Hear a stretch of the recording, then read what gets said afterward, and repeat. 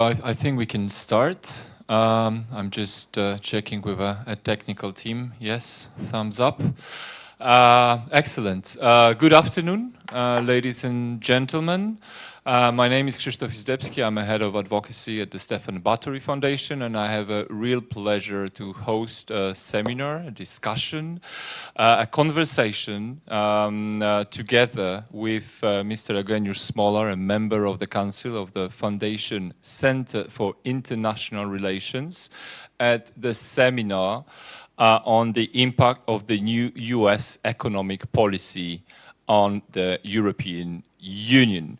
The topic is quite important for the Stefan Batory Foundation from this perspective, that we are dealing with the issues concerning the European Union from different perspectives again.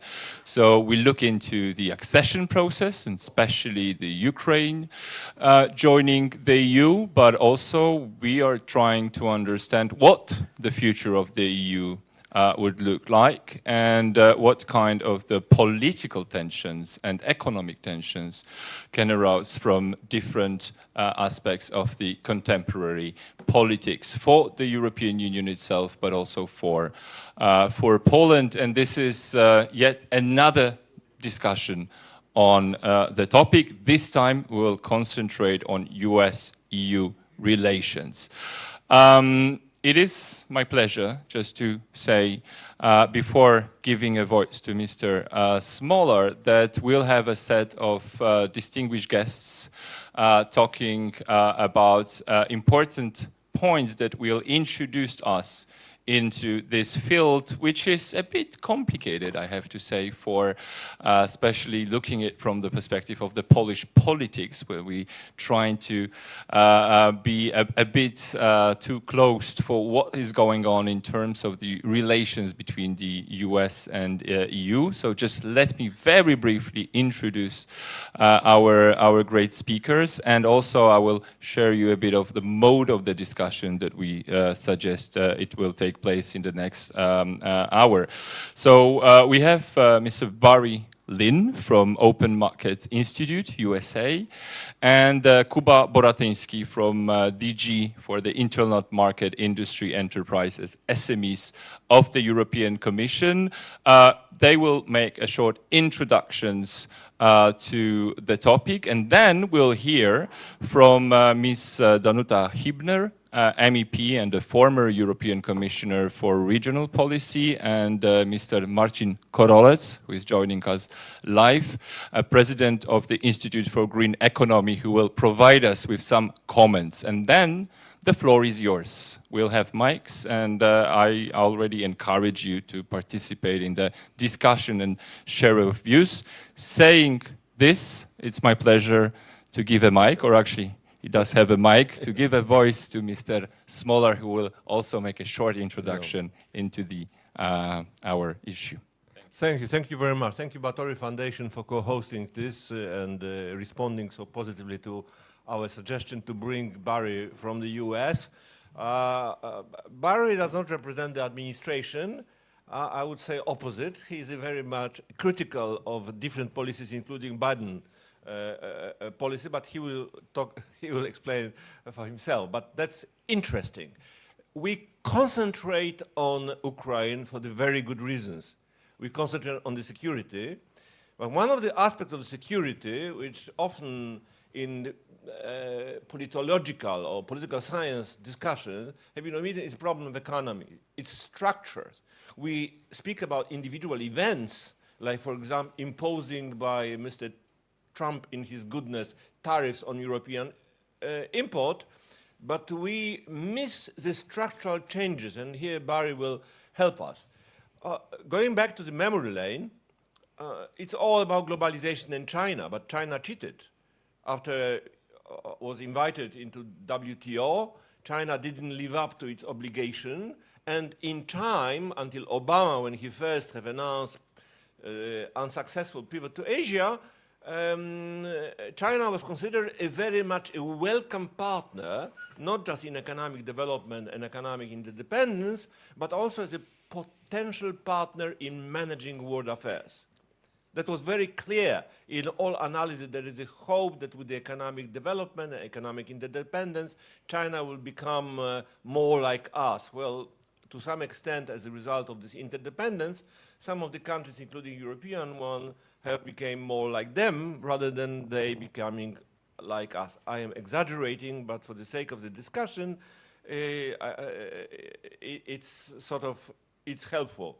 Well, Biden, in all his goodness, there was a site is really where Biden replaced Trump, but there is a continuity of many of the Trump's policies, including the trade policies. That means the tariffs on European export was maintained. We can't have TTIP because of the many differences between the United States trade policy and the European vision of it. There is a big incentive with this huge federal investment. For the first time in decades, both parties in Congress have agreed on investment unimaginable since before Reagan. Some people did try, did try, like Bush Sr., and it was killed by the Democrats.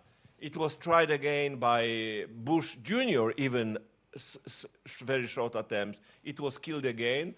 Obama tried, didn't push through the Congress. It is Biden for the first time, and it is a huge difference also in the European economy. 35% of the CEOs of German chemical industry thinks about moving production to the United States because of the tax incentives. That tells you something about the scale of structural changes that take place, and I hope that Barry will be in his goodness will explain to us, because the hitting the competitive advantages of the European industries will result also in a situation in Poland, considering that 28% of our trade exchange is with Germany only. So if Germany is hit, and Germany is now in a very dire economic situation, 0.02% growth this year, the European Commission projections of the European Union development this year also went down, announcement only yesterday. So we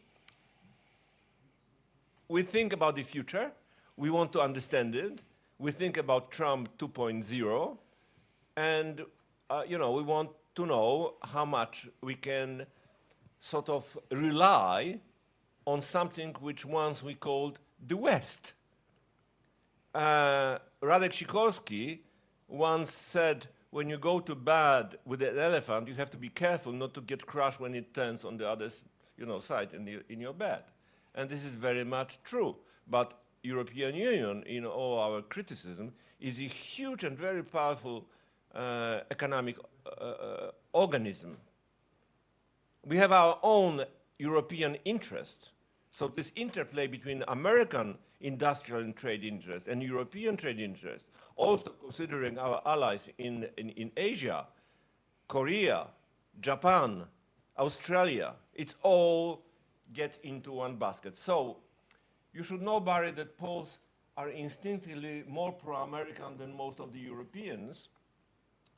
But in a condition of dramatically changed sentences in international relations, we should also take into account Donald Rumsfeld saying of known unknown, which explains in another American saying, shit happens.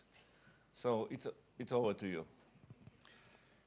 Well, thank you very much, Ginek, and thank you to the Batory Foundation. It's a great honor to be here, and I'm going to divide my sort of presentation, my talk into 3 points, but before I get into the three main sections, I would just first want to sort of start off by saying we have, at this moment of crisis, we also have an enormous opportunity. We have in the West, Western Europe, and in the United States, and we have the biggest opportunity since the end of the war to do something really dramatic with the political economy that we all share. And, you know, certainly the most dramatic opportunity for Poland since the end of the Cold War. I'll get back to that. I'll get, you know, and end on this issue of opportunity. But first, I mean, a little bit of definitional background. And I started off outside. We were actually talking about the difference between liberals and libertarians, or I guess someone said hard liberals. And, you know, to understand this, it helps to think historically. In the West, and this goes back today. This is 2024. 400 years ago, in Britain, there was a statute that was passed. It was called the Statute of Monopolies, and the Statute of Monopolies was the point at which the Parliament, the people, said to the sovereign, to the king, "You will live under our law. You are not the law. We together will establish a law, and you must live within it." And the point that they were fighting over was whether the sovereign, the king, could create monopolies and take away monopolies at will. And if you create a monopoly, that means everybody else who's been in that business, you are taking something away from them. But also, if you have the ability to create a monopoly, you also have the ability to take this monopoly back anytime. So when the king or a sovereign has the ability to create monopolies and take them away, it means that no property in society is safe. It means that no person who owns property is safe, that everybody who owns property, if they want to keep the property, they have to do what the king wants. That's what that system is designed to achieve, is to centralize all power, all control, all real wealth in the hands of the sovereign. We can actually look over to Russia right now and see how this works. So in Britain, 1624, 400 years ago, they said, nope, this shall not exist. And they passed a law that said that essentially established a non-discrimination regime. The king shall not discriminate in favor of or against anybody. There will be a rule of law that governs all property equally. So that was the foundation of the modern anti-monopoly movement, the modern competition policy, 400 years ago in Britain. It's also the foundation of modern democracy, because you can't have democracy if people are not free to speak. And the only thing that gives people freedom to speak is the fact that they know their property in all of its forms is safe. Their real property, their skills, that's the only thing that allows people to speak freely, is knowing that no one can come and take that away arbitrarily anytime. So jump ahead to the American Revolution. American Revolution was 1776. It was 150 years after the Statute of Monopolies. What had happened between then, there'd been a revolution in Britain. They had lopped off the head of a king. There had been a republic for a short while, and then there was a restoration. And then there was the re-corruption of monopoly. By the time 1776 comes along, Americans are dealing with, the whole world is dealing with the power of the British East India Company. So America was born in a rebellion against monopoly, and it was born out of the lessons. People studied the lessons of all of the fights that had taken place in Britain, in France, in Holland, against the centralized, concentrated power of the sovereign. So 1776, Declaration of Independence is everybody is the same. There's no discrimination. So they start off with the simple statement. Constitution itself, passed a few years later, established a few years later, is if you look at the Constitution correctly, is the single most powerful anti-monopoly law in human history. The most important monopoly document in human history. That checks and balances in the Constitution are designed to prevent the concentration of monopoly by any political actor and any private actor. That's the purpose of it. There are, right at the beginning of American history, there was this thing called the Northwest Ordinance. It was designed to give away property to people, make people free by giving them property. That was it was a redistribution policy established in 1789. It was signed into law by the first Congress, signed into law by the George Washington, the first president. So the United States was founded to achieve what the British tried to achieve and failed to achieve. For 200 years in the United States, from 1776 until 1980, we worked to refine anti-monopoly law and to adapt it to changes in technology, the coming of the telegraph, the coming of the railroad, the coming of electricity. All of these new technologies created threats of concentration of power, and we adapted our laws to ensure that people's liberty was always protected foremost. One of the things we did immediately after the war was export this idea to Europe.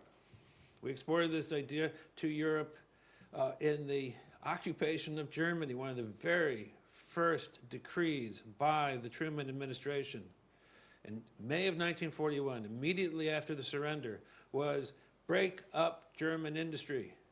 That was the decree of the President of the United States, break up German industry.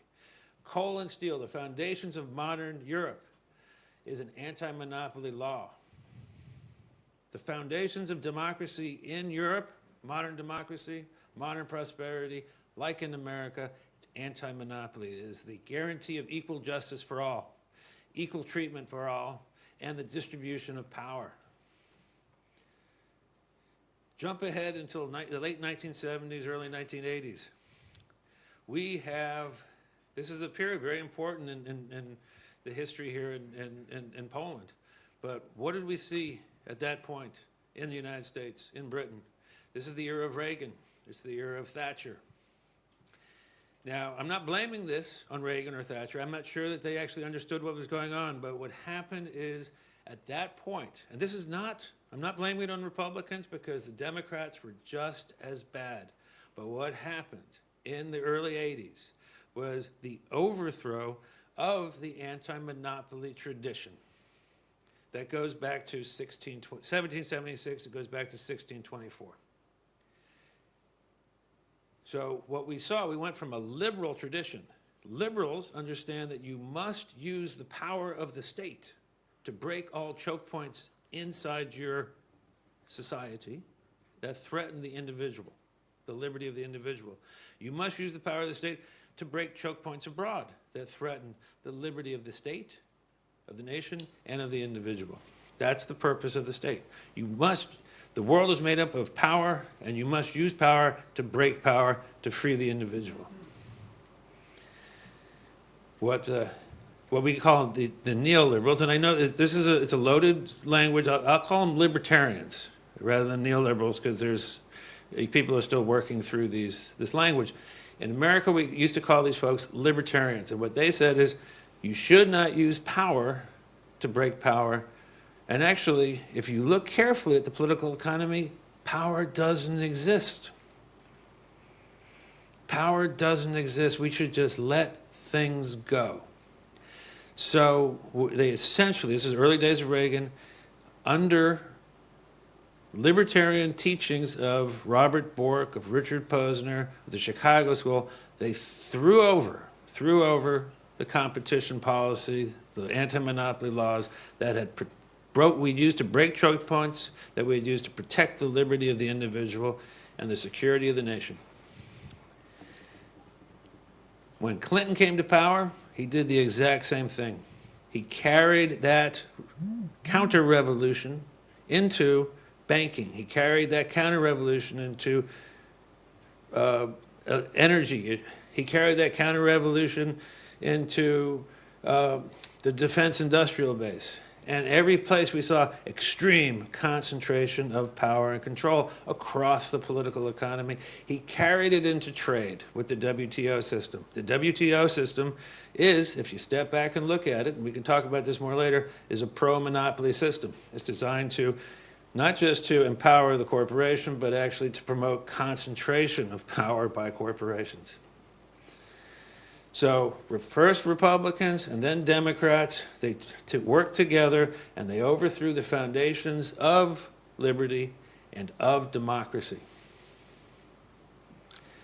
Today, jump ahead to today, 40 years after this was first effected, we wake up and we look around and we see that power, extreme power, is concentrated everywhere around us.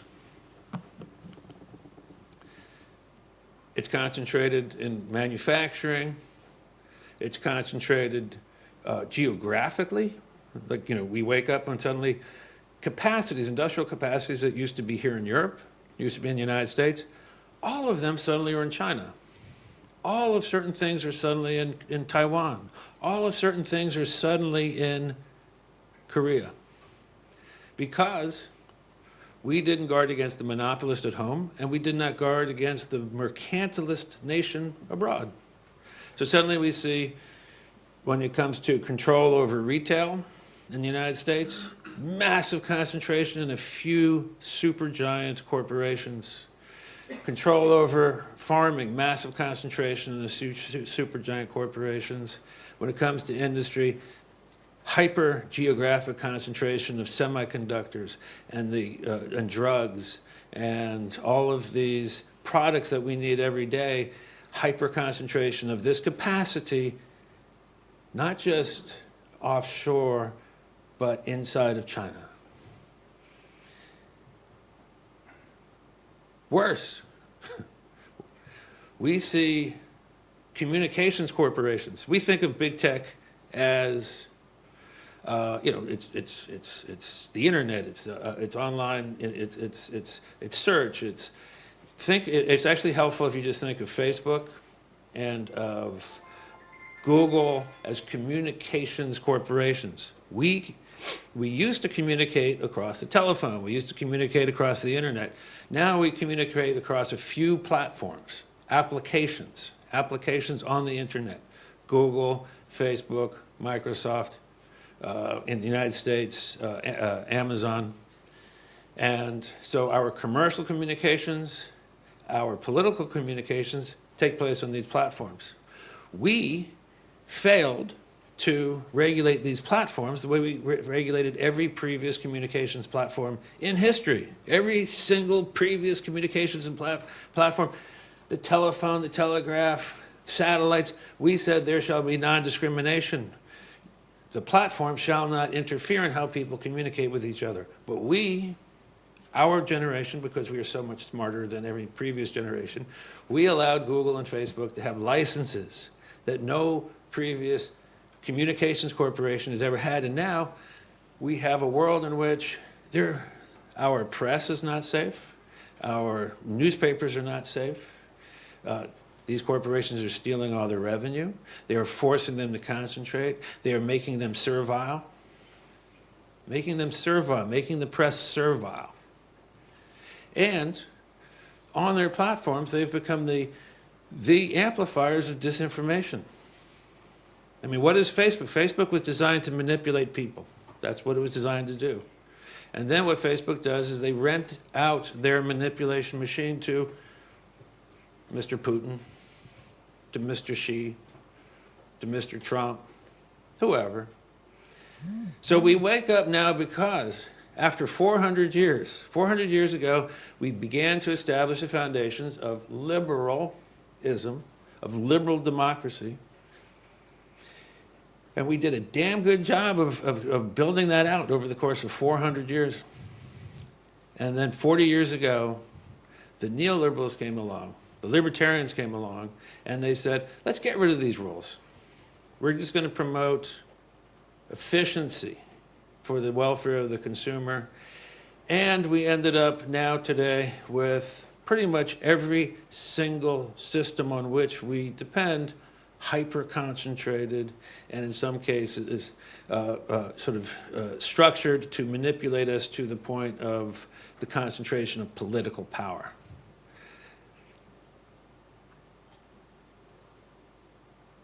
Let's talk, so there's a political crisis. One of our crises today, there's 3 crises we're facing today. The first one is political. It's from this extreme concentration of power. Second is the concentration of capacity in China, in Taiwan. We saw this during the COVID with these disruptions in the supply of all these goods, PPE, masks and drugs, semiconductors. We saw the disruption of transportation. The problem here is multiple. One, and this is actually how I got into this business. We could talk about my own history, but I got into this business more than 20 years ago by looking at an earthquake in Taiwan in 1999, which revealed back in 1999, in September 21, 1999, that we had a problem of hyper-concentration of capacity of semiconductors in Taiwan. This is not something new. This is not something that just emerged. We could see it in 1999. I wrote a book, I wrote a major article about it that got extensive coverage in 2002. I wrote a book that was extensively covered in 2005. I spoke to the highest levels at the Treasury Department, at the CIA, at the Department of Defense, in the White House in 2006. But then economic crisis came and we forgot about that problem. And then for 10 years we didn't think about it, and then we wake up and it's worse. Why is this a problem? Because when you have all of your goods in one place, the people who control that border can turn the levers to control you. They can turn the levers to control you. We saw this with Putin, with Gazprom. It's the same thing. The difference between Putin and Xi is that Putin has 2 levers. Xi's got 1,000 levers. 1,000 levers that he can turn to control the United States, to control Europe.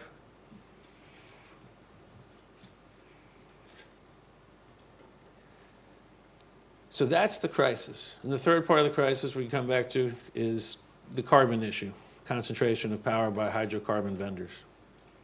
So what's good? That's the bad, right? So what's good is this President Biden, came to power, and he and his people adopted, he'd been studying the work that we'd been doing, that my team had been doing, highlighting these problems, and he and his people embraced our thinking entirely. So he has hired people from my team to run the Federal Trade Commission, to run the antitrust division within the Department of Justice, to run the USTR, the Trade Representative's Office, which runs trade policy for the United States, to staff up the people inside the NEC and the NSC. So at the regulatory apparatus. You have to develop this. CIA, we know. Yeah. Okay. Yeah, so the apparatus, the apparatus for regulation of the political economy in the United States, under Biden, they're our people. President Biden himself, in July of 2001, gave a speech, and he made an executive order. And his speech said, this libertarian idea from 40 years ago is a disaster. It is a political and economic disaster, and we are done with it. We are done with it. And then he hired all of these people to follow the new philosophy. So what we are seeing in the United States, after 40 years of bad thinking, of thinking that is extremely dangerous, is the restoration of the traditional approaches.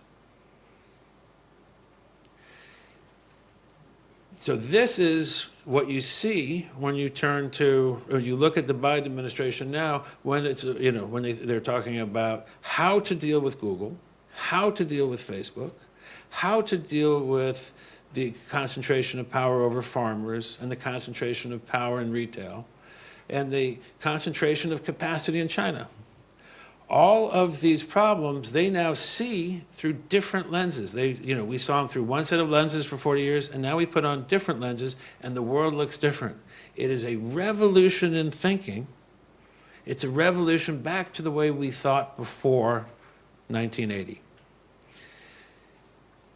Now, I understand that this can be, for Poland, which, really came into the world in the early 1990s, this can be somewhat, and we can talk about this in the conversation. So, but there's, so the history and your history and the history of the United States and the UK and Western Europe, they're slightly off center with each other, but we can talk about that.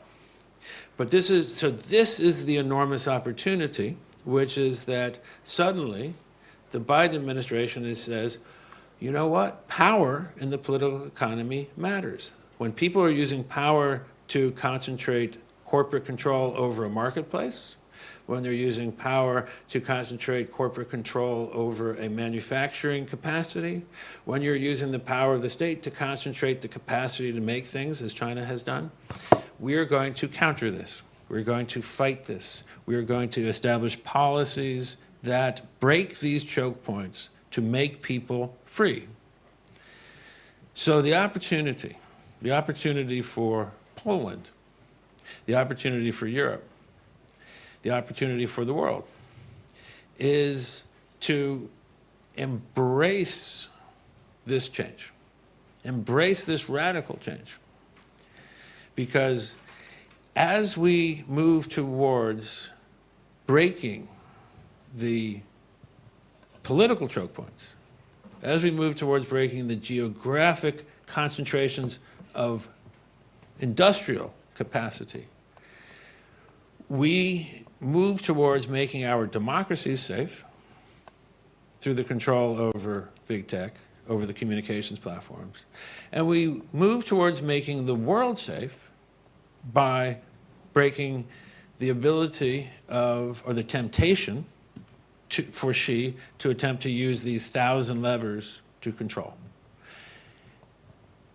And in doing so, as we do this, as we move to break the concentrations of capacity that are in China especially, that capacity must go someplace. It must go someplace. We need the capacity, the industrial capacity. If we leave some in China, we will leave some in China. We don't need to decouple with China. We need to de-risk. As we move to de-risk, that capacity, much of the capacity that's now in China, will be moved. Some will move to Vietnam, some will move to India, some will move to the United States, some will move to Mexico. Some of it, a lot of it, will move here to Europe.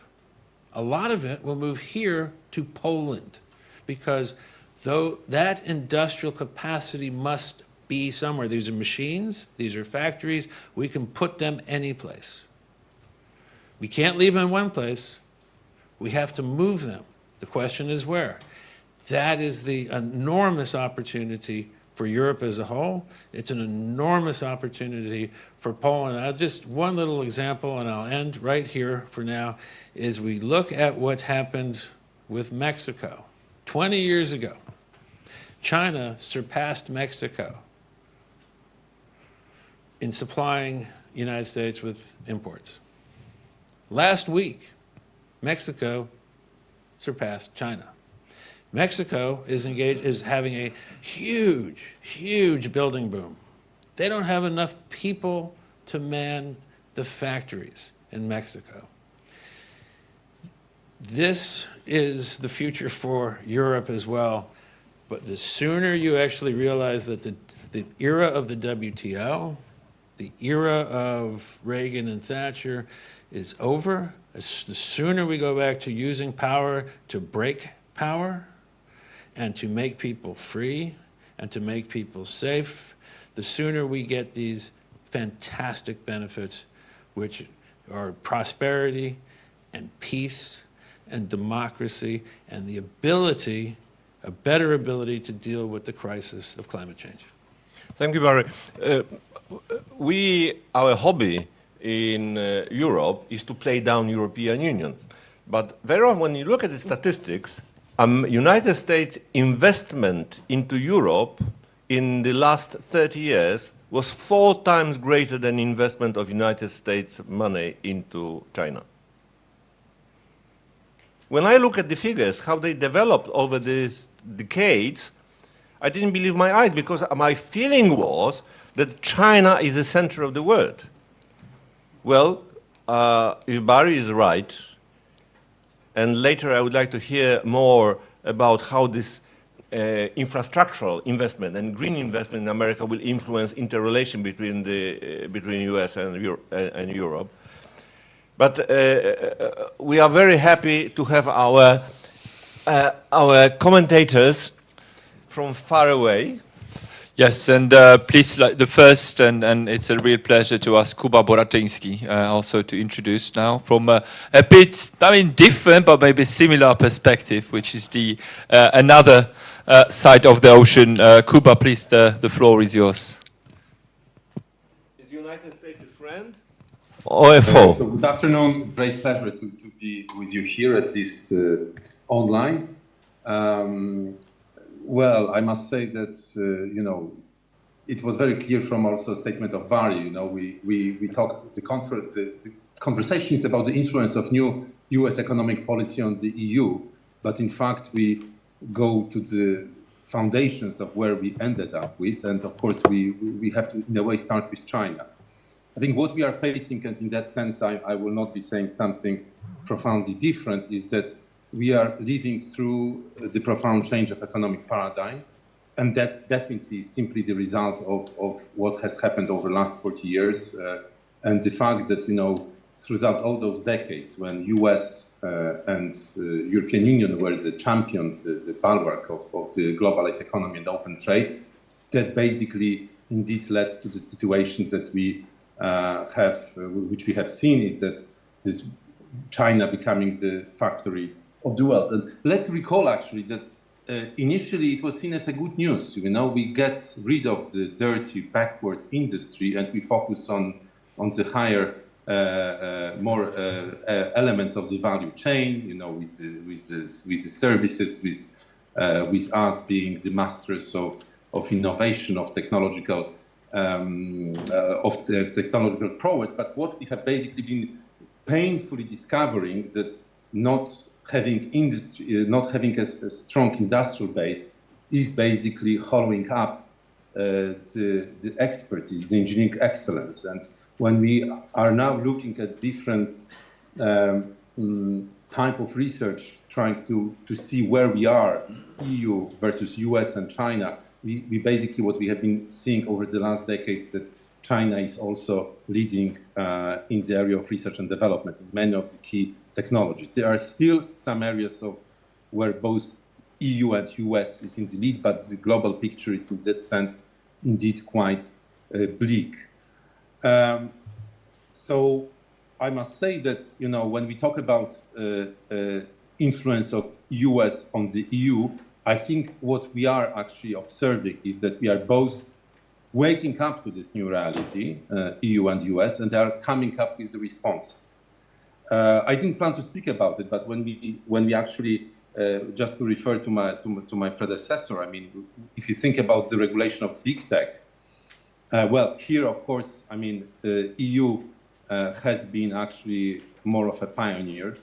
I had a very powerful memory when 10 years ago I was basically in the lead of the first ever cybersecurity legislation in Europe, where we had basically, pilgrimages of senior executives from the US trying to persuade us what a terrible, horrible idea it is actually to come up with that. And then we did it. and of course, especially with the most important digital pieces of legislation in this mandate, the Digital Services Act and Digital Markets Act, I think we are in a way also showing the way to the US. But I would like to speak maybe a bit more about what is, let's say, closer to me, to let's say, which is indeed the industry. This last several years, I would say that we really started with a serious industrial policy under Juncker, but I think it was indeed the shock of the beginning of this mandate, the declared intention of twin transition of the industry, which then basically also met with the shock of COVID and Russian war against Ukraine. I think this was also the time, again, let me refer to my predecessor, where we have discovered painfully how much we are dependent. The Commission is actually now regularly doing the analysis of strategic dependencies, where we are basically analyzing on which components, on which raw materials we are dependent. And there is a very important term, single points of failure, where basically the degree of dependence is so high that it creates, a major risk basically for the European supply chain. So now, whenever we talk about, of course, US in Europe, the Inflation Reduction Act comes to the forefront.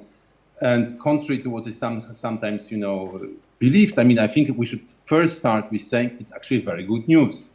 It's finally a sign that US is ready to do something tangible about climate catastrophe, that US is actually finally making serious efforts to invest in renewables. And that is, I would say, a very important part of the story. Now, we obviously would like to avoid a situation when we are basically competing in terms of subsidies, and there is a sort of a race to the bottom.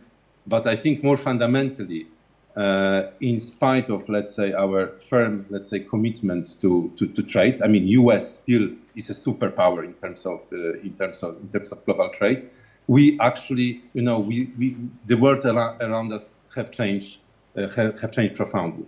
So I think, if we think about the elements of the toolbox that we have now in the EU, it was quite, I think, remarkable that we had, with this huge legislative wave of measures, which were basically going to lead to the decarbonization of the industry, I think there was a clear realization that we need further measures to support the industry.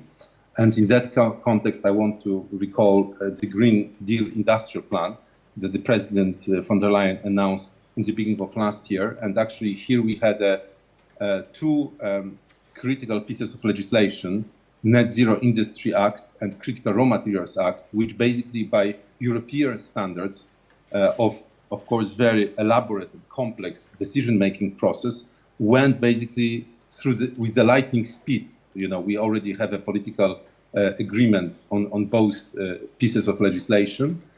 And what it is about, it is about, it is about addressing one of the key obstacles in concerning investment, that is basically the permitting period. So we set out very ambitious, targets in terms of how quickly governments need to clear the way for investment in clean technologies. But it is about the targets, looking how we can diminish our dependence on providers of components and inputs. It is about also joint investment. So in a way, it's a completely new type of legislation. It's not about regulating the industry. It's about actually joint strategic investment into Europe's future. Critical Raw Materials Act basically is based on a very somber assessment of the degree of our dependence, notably on China. If you think about rare earths, if you think about all the inputs which are necessary for the fundamental transformation and decarbonization of the industry, these dependencies are extremely concerning.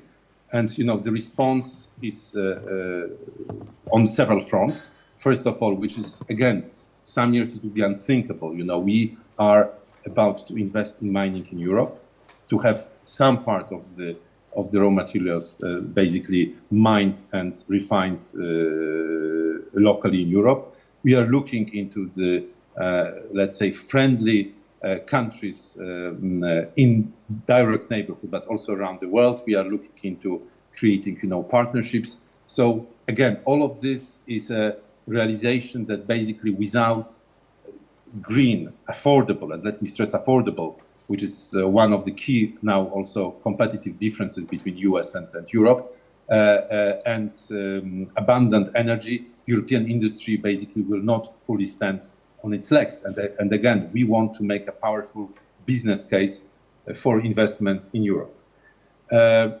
What we have seen actually that I see actually a lot of mobilization.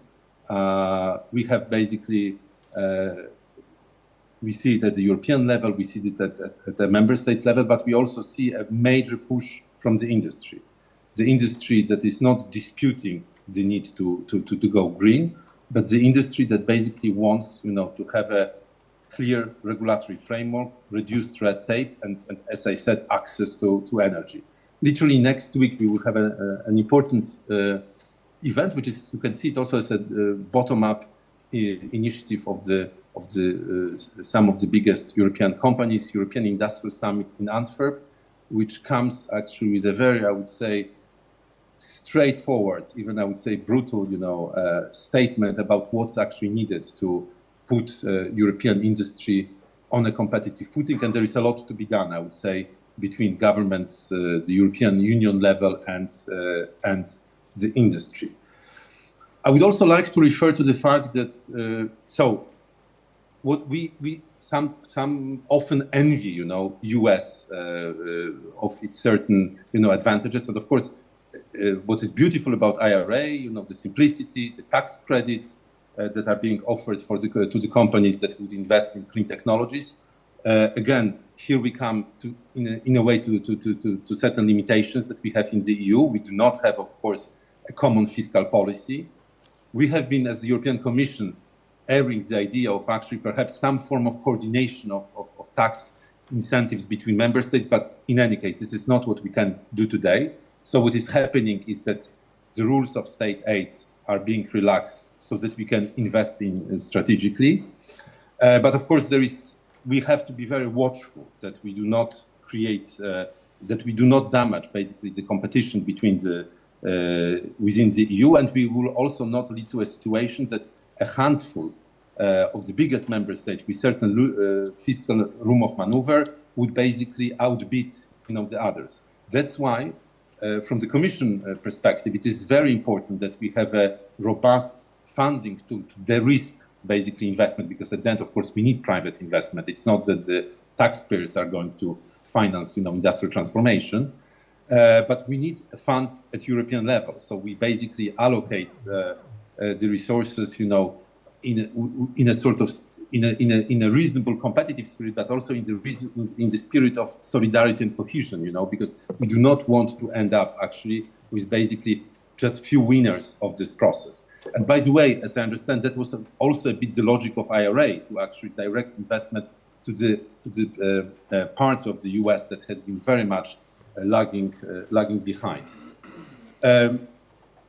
Again, I think an important part, let's say, of our toolbox is the idea of actually building, variety of alliances. So we are supporting industrial alliances in certain critical areas, and maybe a good example is a European Solar Alliance, and also Solar Skills Academy, where again we have those companies that still survive, I would say, the extinction that happened a decade ago in Europe, are coming together to basically restart the serious industrial potential in that field. And I think the history of solar panels is a very hard lesson actually for us.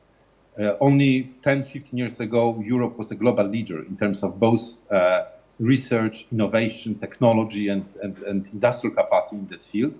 And basically, because of all the the trade system that we had, we basically we didn't come up in time with the response to highly subsidized mercantilist action of China that basically from zero basically was able to build the solar industry and flood basically the global markets.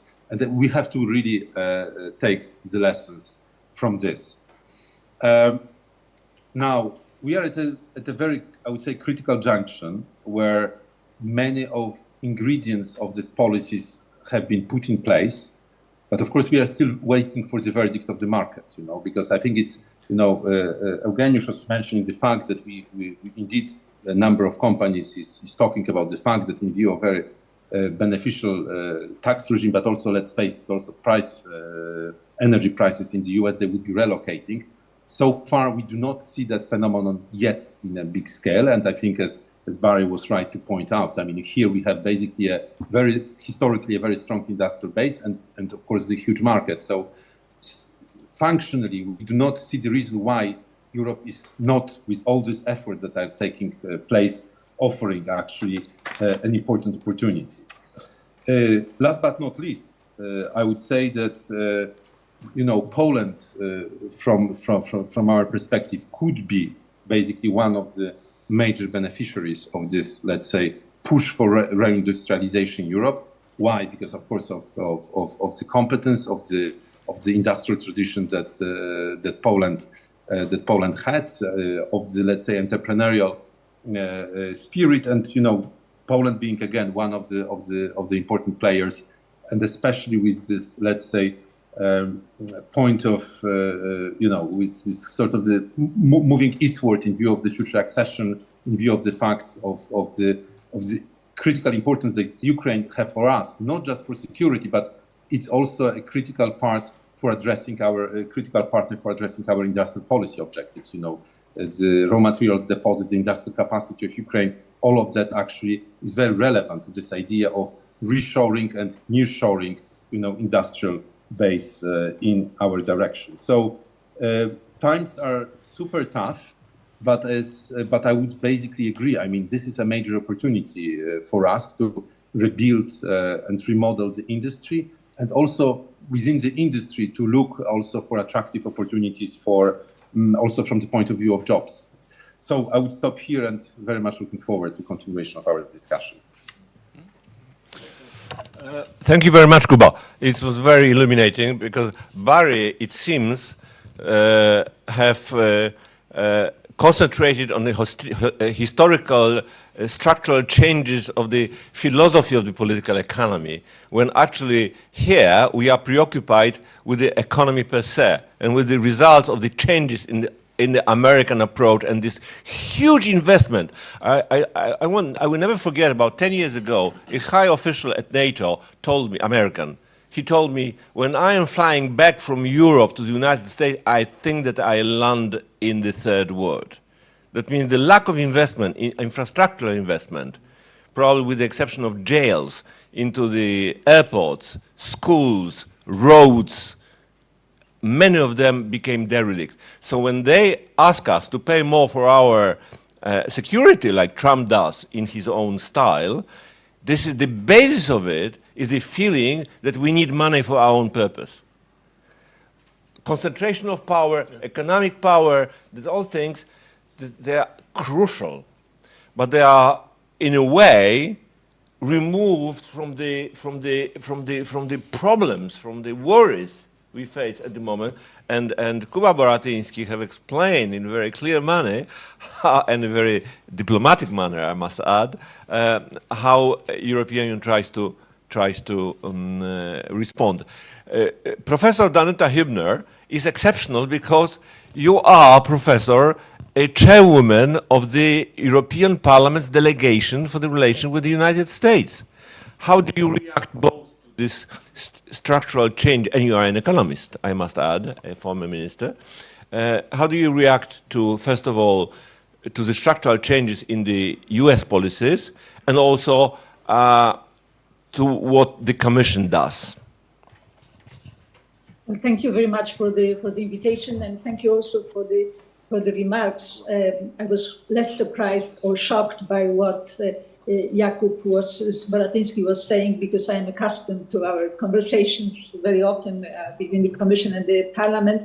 But I must say that the comments by Barry Lynn were extremely refreshing. That it took me some time probably to enter into his way of thinking, but I think it was very interesting. However, I would say that I think he didn't finish his story, because my understanding is that once you dismantle all those powers, concentration, political or capacity or whatever else, then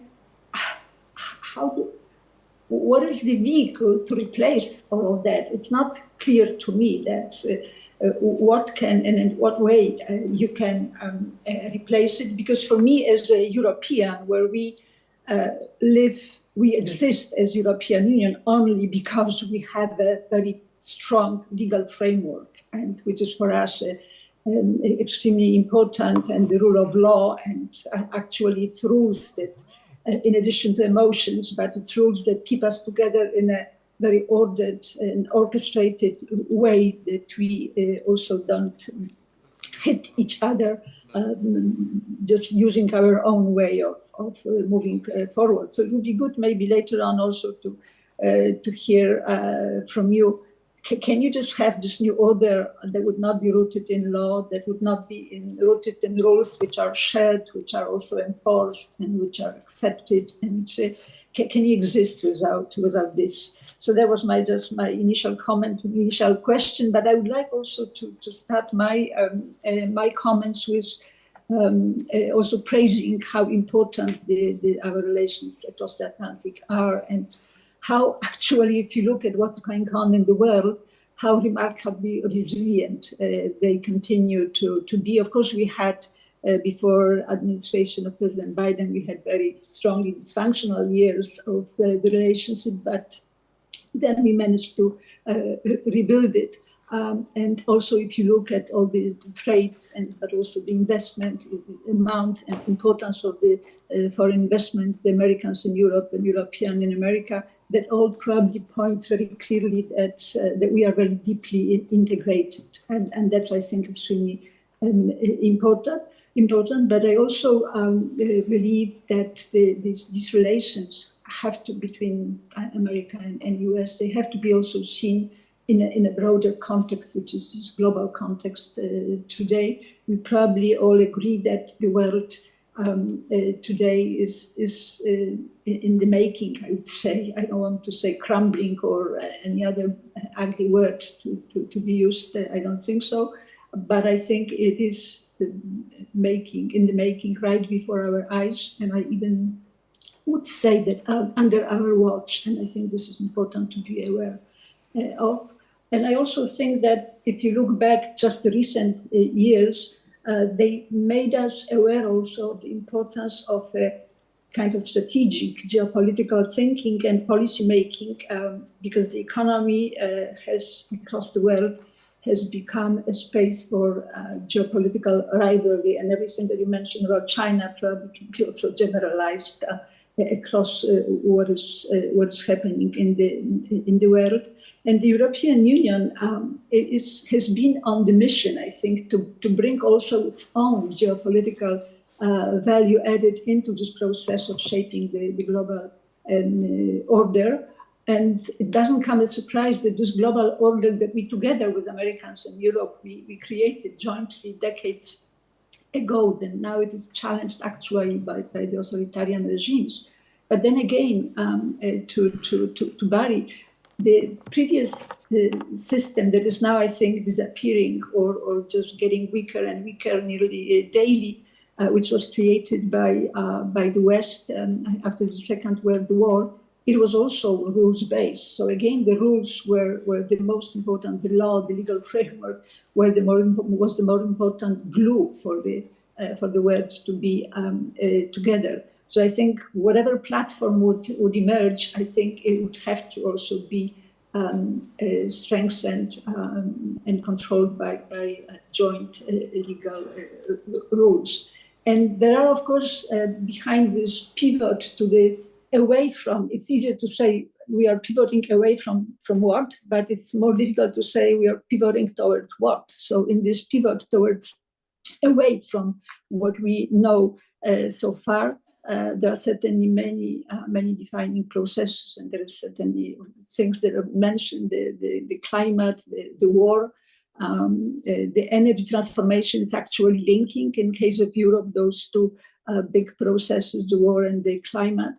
There is, of course, the global clean tech race, which is difficult to underestimate. But why I think that for us, for the transatlantic relations, what is important is both the bilateral dimension in our relations, but also the global role of both EU and US. And I also think that we probably might agree that our global agency depends very heavily on our individual economic, military, and political strengths. And I think Europe is fully aware of that. I think it was Antony Blinken who said that strong alliance is made by strong allies. So we are also trying to be a strong ally in this bilateral system. And we also believe in Europe that if we stand together, then we are, of course, stronger. I would also like to say that in the bilateral relations between US and Europe over the last years, we had difficult moments. We had a lot of irritants. We had a lot of issues to solve. But I also think that we can find quite easily in our bilateral or joint action and relations, mutually supportive actions, that we can find also win-win solutions, that we can identify also common values, which we take together. And here a platform, a TTC, the Trade and Technology Council, is definitely fundamental for this. And it is not only focusing on what is ahead of us, which I think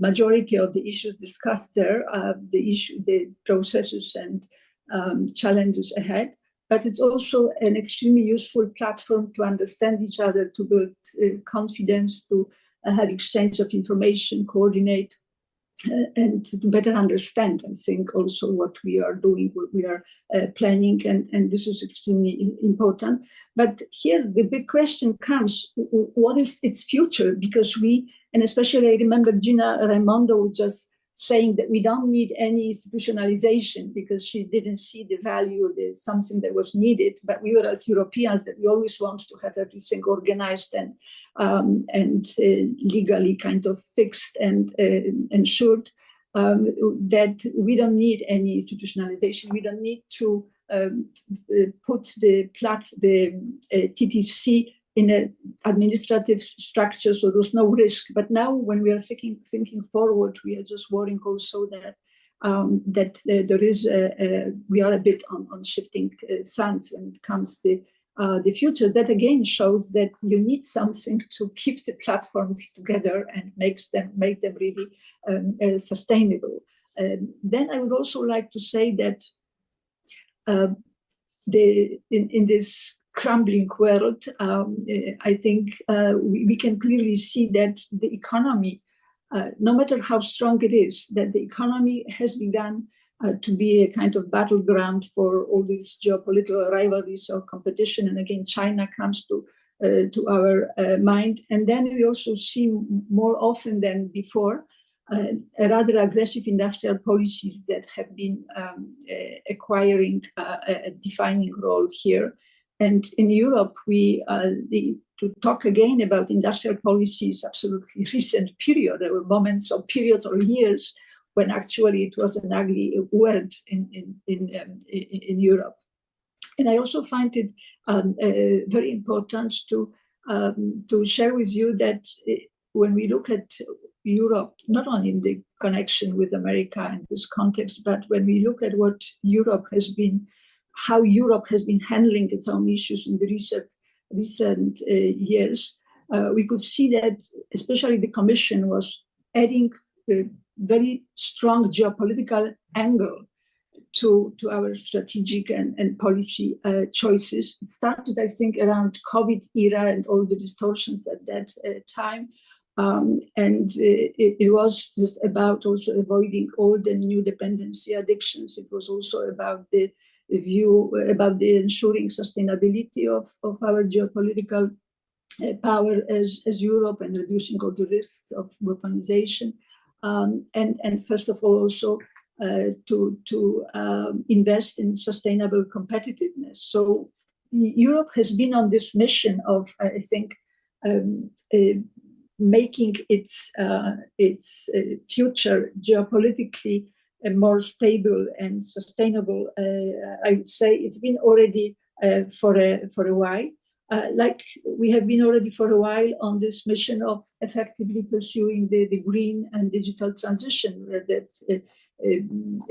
Jakub mentioned, and doing it through the industrial policy, which was combined, has been combined for a while also with a new business model or new production model in Europe, combining the innovation, effective services, but also high quality education. We talk a lot about skills, which I think is also one of the weaknesses of America, because we hear a lot from some industries that the workers are aging, or workforce is aging in America. We also think that that's why skills are extremely important issue.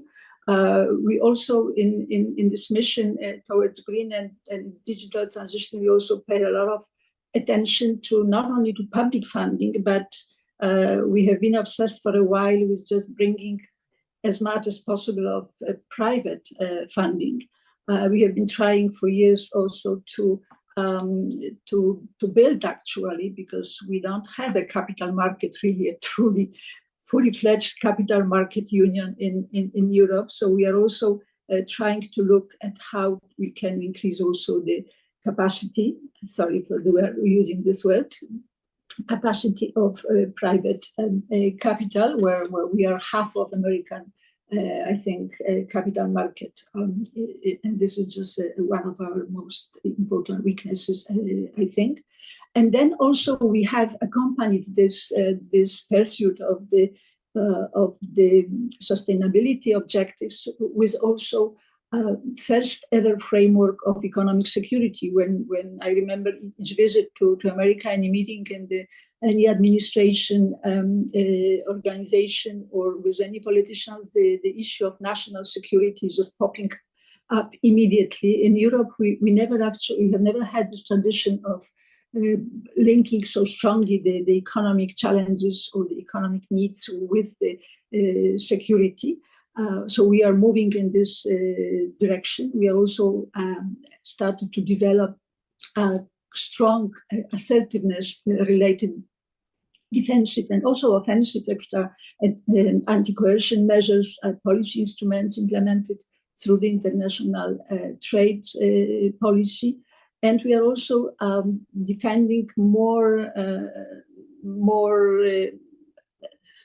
swiftly or in an agile way the European strategic interests in coping also with international dependencies and their potential weaponization. And again, China, of course, is always this big elephant in the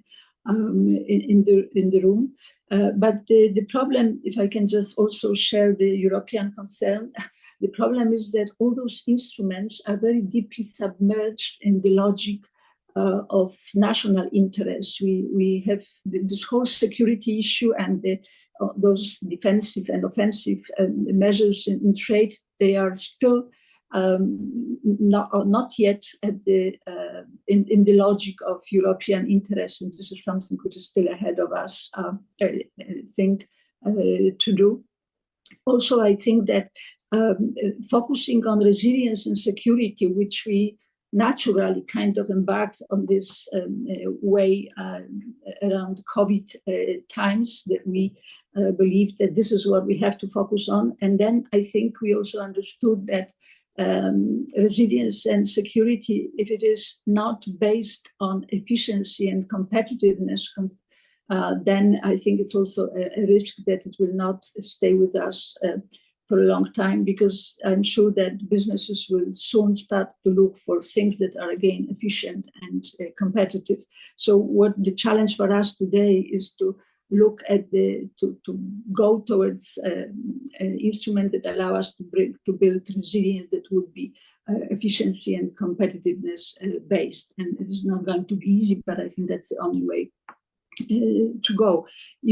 I would also like to share with you certain issues which we don't discuss too often, but when we think of the green transition in America, you just see the IRA was like one target policy. Of course, there was this working class situation added to it, but in Europe, when we think of the green transition, it is just by definition a multi-purpose strategic process. First of all, embraces 27 member states with their specificities, with their sensitivities.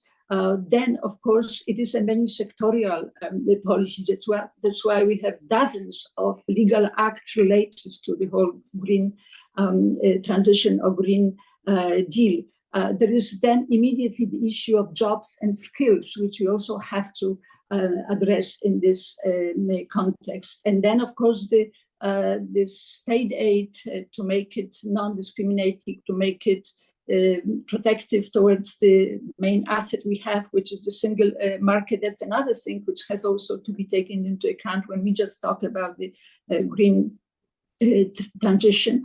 Then, of course, there is the issue of, as I mentioned already, of the underdeveloped capital market that we also have to boost, to beef up, to have more funding from private sources.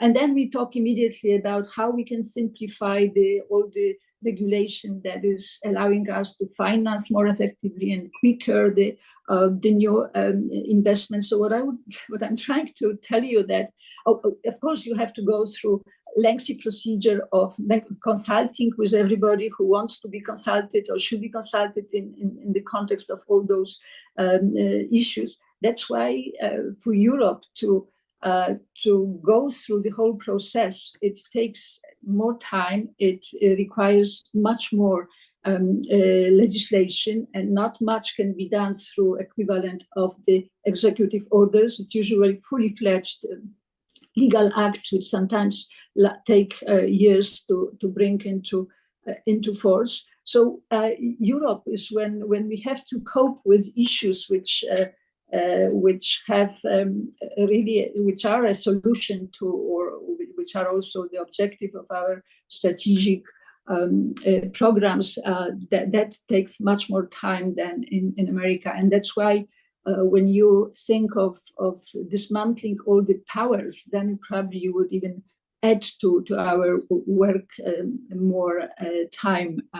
And also would like to probably to share with you at this stage is that we both, I think, in America, when the IRA but also the previous acts, which were extremely important, and somehow they are not taken note of in Europe.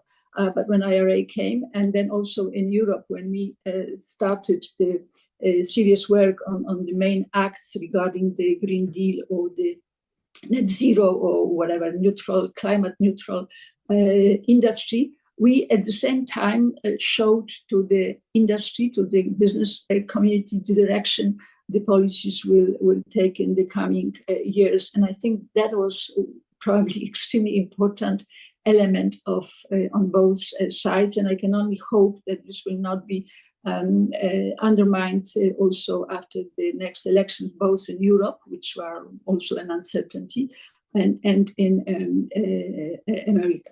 And now we welcomed your ambition, and Jakub was saying that we saw it as a good, just long-awaited, extremely important step to prevent this unmanageable global climate change. And we understood also that you are aiming at revitalizing the American heartlands, or just economy, or whatever you would call it, and that make also this reindustrialization feasible. So yes, we saw IRA as an example of extremely important American policy change, and we saw it also in many things. But we mostly saw it, I think, as a kind of link or as an expression of the dependency between the external and internal domestic strategy. So domestic strategy on one hand, and this technological race with China on the other hand. So we saw also this dimension to this policy, and it affected us very strongly at that time, not only because of the issues related to the WTO or also discrimination on another ground, but also because we were in Europe in a completely different economic and energy-linked situation than America. You didn't have energy crisis, which we had. You didn't have the enormous increase of costs to companies at that time, to the consumers, to public budgets. You didn't have Russia just cutting over a few months 80% of your gas supply. We avoided, of course, blackouts, and we also managed very quickly to refill our gas storage. But sometimes we had the feeling that on the American side there was no understanding that we got hit by the IRA in the moment where we were really suffering from our internal problems related to the economic situation. So I think that this is just this additional thing that we expect from friends, or that's why I think this issue is worth mentioning from time to time. And the last thing that I would like to raise is that, of course, our relations with America, they are covering extremely broad range of issues, and Jakub talked about many of them. And I would like to underline once again, whatever you can do, Barry, to keep the Trade and Technology Council active. This is not true what people are saying, that it's not a useful platform. It's the most important thing that happened to us, I think, in our relations for decades, probably. And if not for the Council, Trade and Technology Council, I think we wouldn't be able to address most of the most important things together. We wouldn't be able to talk about the sustainable trade, the importance of it. We wouldn't be able to talk about the artificial intelligence, about we wouldn't launch also the transatlantic initiative on sustainable trade. We wouldn't have G7 also adopting certain acts related to artificial intelligence, which were exactly prepared within the platform and then adopted by G7. I'm thinking of this code of conduct to AI for AI developers. So if something should be protected and if something should be also cherished, is exactly what we did with TTC, and this is something which I guess is for us the most important probably foundation for the work in the future. So let's try to protect it. And the last sentence I would like to say is that this geopolitical resilience, which we believe in Europe, is extremely important. It requires from us, from the European Union, the institutions, the member states, everybody who cares about Europe, a much stronger Europe, not only economically, this is extremely important, but also institutionally and also politically. And if you think of what is ahead of us regarding Ukraine, not only the war, but also the future membership, this strength, institutional, political, economic, is extremely important. And we also need a union that would be standing shoulder to shoulder with the US. So we need also US to be standing shoulder to shoulder with European Union to ensure that international rules are also in place, that they are agreed, that they are enforced. So please, when you have this story which I share with you on replacing the power, we don't want power-based globalization. We don't want power-based trade. It's not a win-win situation. So we are with this with America, I think, without doubts. But we also need America to be with us on establishing the internationally agreed and enforced rules. They should be in place. Maybe we need a new Bretton Woods. I don't know. Maybe it could be in line with your steps. We can think of it, but definitely we need an international legal order that would be protected by us, but that would also protect our interest in the future. Thanks. Thank you so much, Ms. Professor. Before I will give a floor to our last speaker, Liz, present on the stage, I just want to mention the words that actually were coming up from the presentation of Kuba and Ms. Professor about like green transition, Green Deal, climate crisis, and these are also the issues that are connected with the green economy, which you're representing, Marcin, as the president of the Institute for Green Economy, but also it is a very political issue, right, at the same time. So that's, I think, like both in US and EU, so it's not only about the industry, it's not only about competitiveness, but also we have to look at it as the political processes, especially before the European elections and then the presidential election in US, probably. Marcin, the floor is yours, please.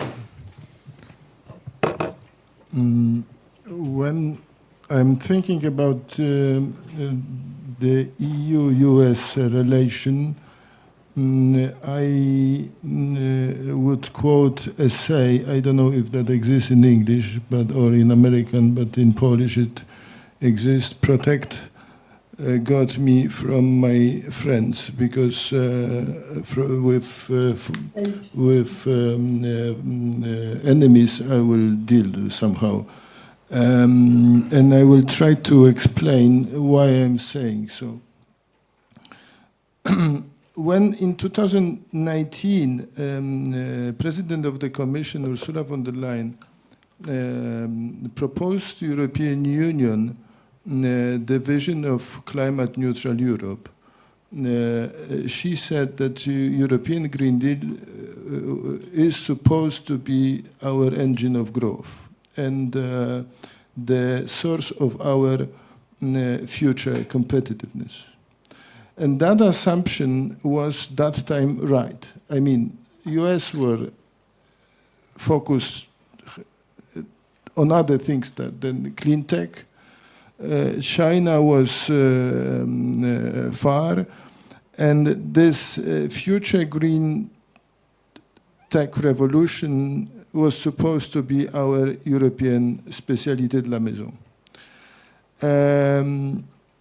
And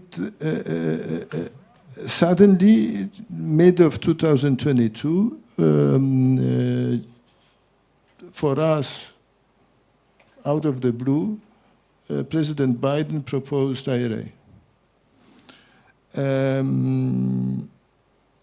First sentence. Second,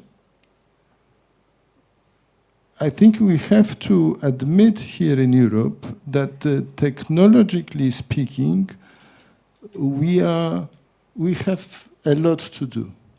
We are behind China, we are behind US, and the symbol for that is who is the future best-selling car company. The competition is between Tesla and BYD. It is not, Volkswagen is not there.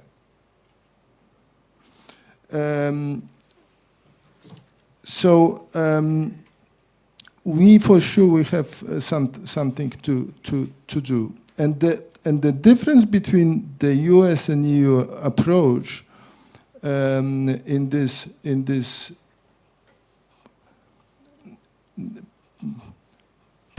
political process, I would say, that way, is that we in Europe, we are establishing Green Deal as a set of very complicated, heavy legal acts.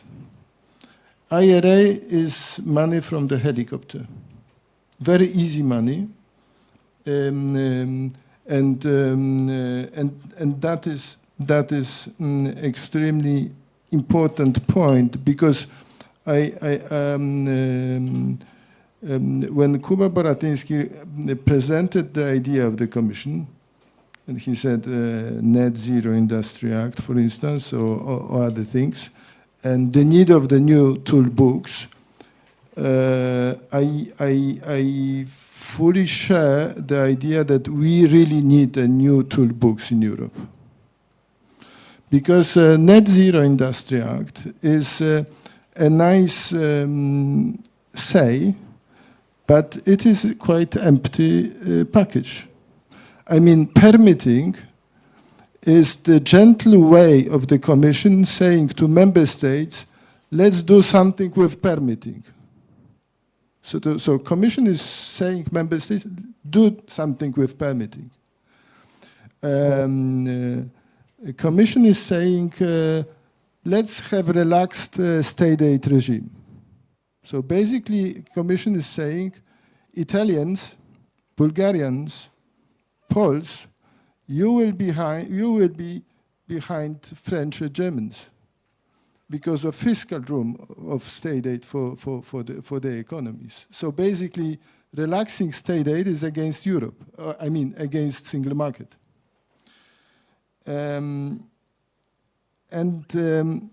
This week, European Commission proposed this communication how Europe climate policy should evolve towards 2040.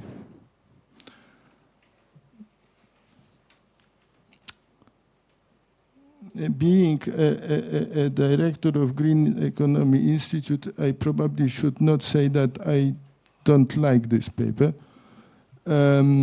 because in my understanding, it is proposing an answer for the wrong question.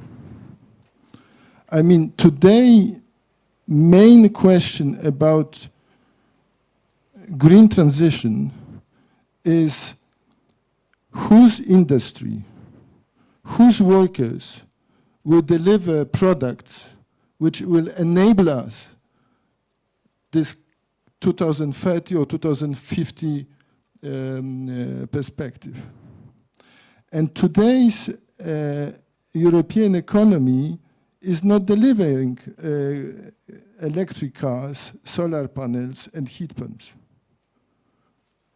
So in my understanding, we have to learn from you how to help European industries in this toolbox, and this toolbox should be enlarged with money, and not only with money, because with new understanding how to deploy money to the industries. Because in Europe, we have this regime of assisting for investments. IRA is not for investments, it's for operating costs. So you have money if your products are limiting emissions or abating emissions of CO2. That is a pattern. But you are producing more, you are getting more. And that operating cost assistance should be somehow installed in European system. And to finish, I think we have to think about this toolbox.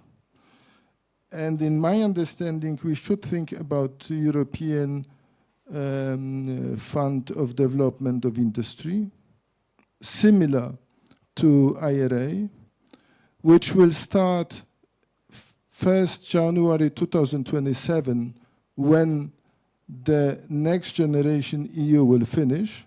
So Next Generation EU 2.0, also created similarly to the Next Generation EU 1 from common debt, and as a direct response to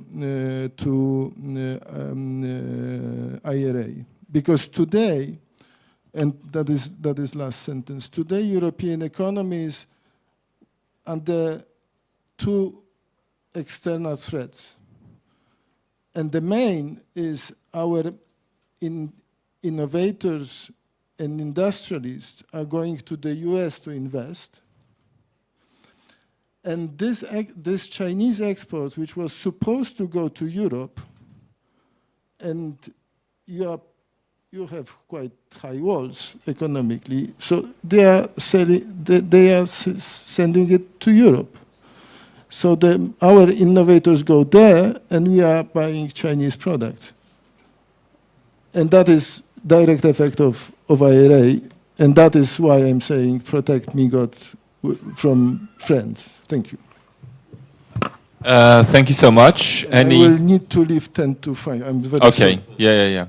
So we were keeping you quite long to listening to this super interesting. Okay, I love it. I already see the hands up. So we have some speakers. Oh, even twice agricultural monopoly. And as you might know, the protests of farmers are raging through Europe, including Poland. We are in touch with organizers of those protests. And I would say it's an intersection of three forces. First is, of course, the push of the monopolies, both retail and, grain, Monsanto, Bayer, you name it, which is making the profit margin of the farmers very, very thin. Second are the new green regulations, which are easier to adapt for big farming, like precise drone farming, whatever. And third is this popular sentiment, which I think is very deeply rooted in among farmers, small farmers in Poland. In our constitution, it is said that property and family farming is the basis of our agricultural structure, however you want to call it. So I would be very interested to hear a bit your analysis of this kind of a dynamic. Thank you. Thank you. And then I saw in order. The second is gentleman there, and then you. And maybe after as we have some questions, not only comments. Then I would advise to have. Yes, take the questions. Can I sit or should I stand up? No, it's okay unless you're talking to the mic. Korolec, I'm a strategic advisor for industry sector. Actually, yes, I would like to address to Mr. Lynn, and truly, probably we all agree that Europe has advantages for reindustrialization, whatever we say about this word. And of course, the big limitation is energy. And now I would come, especially Europe is whatever we think of it.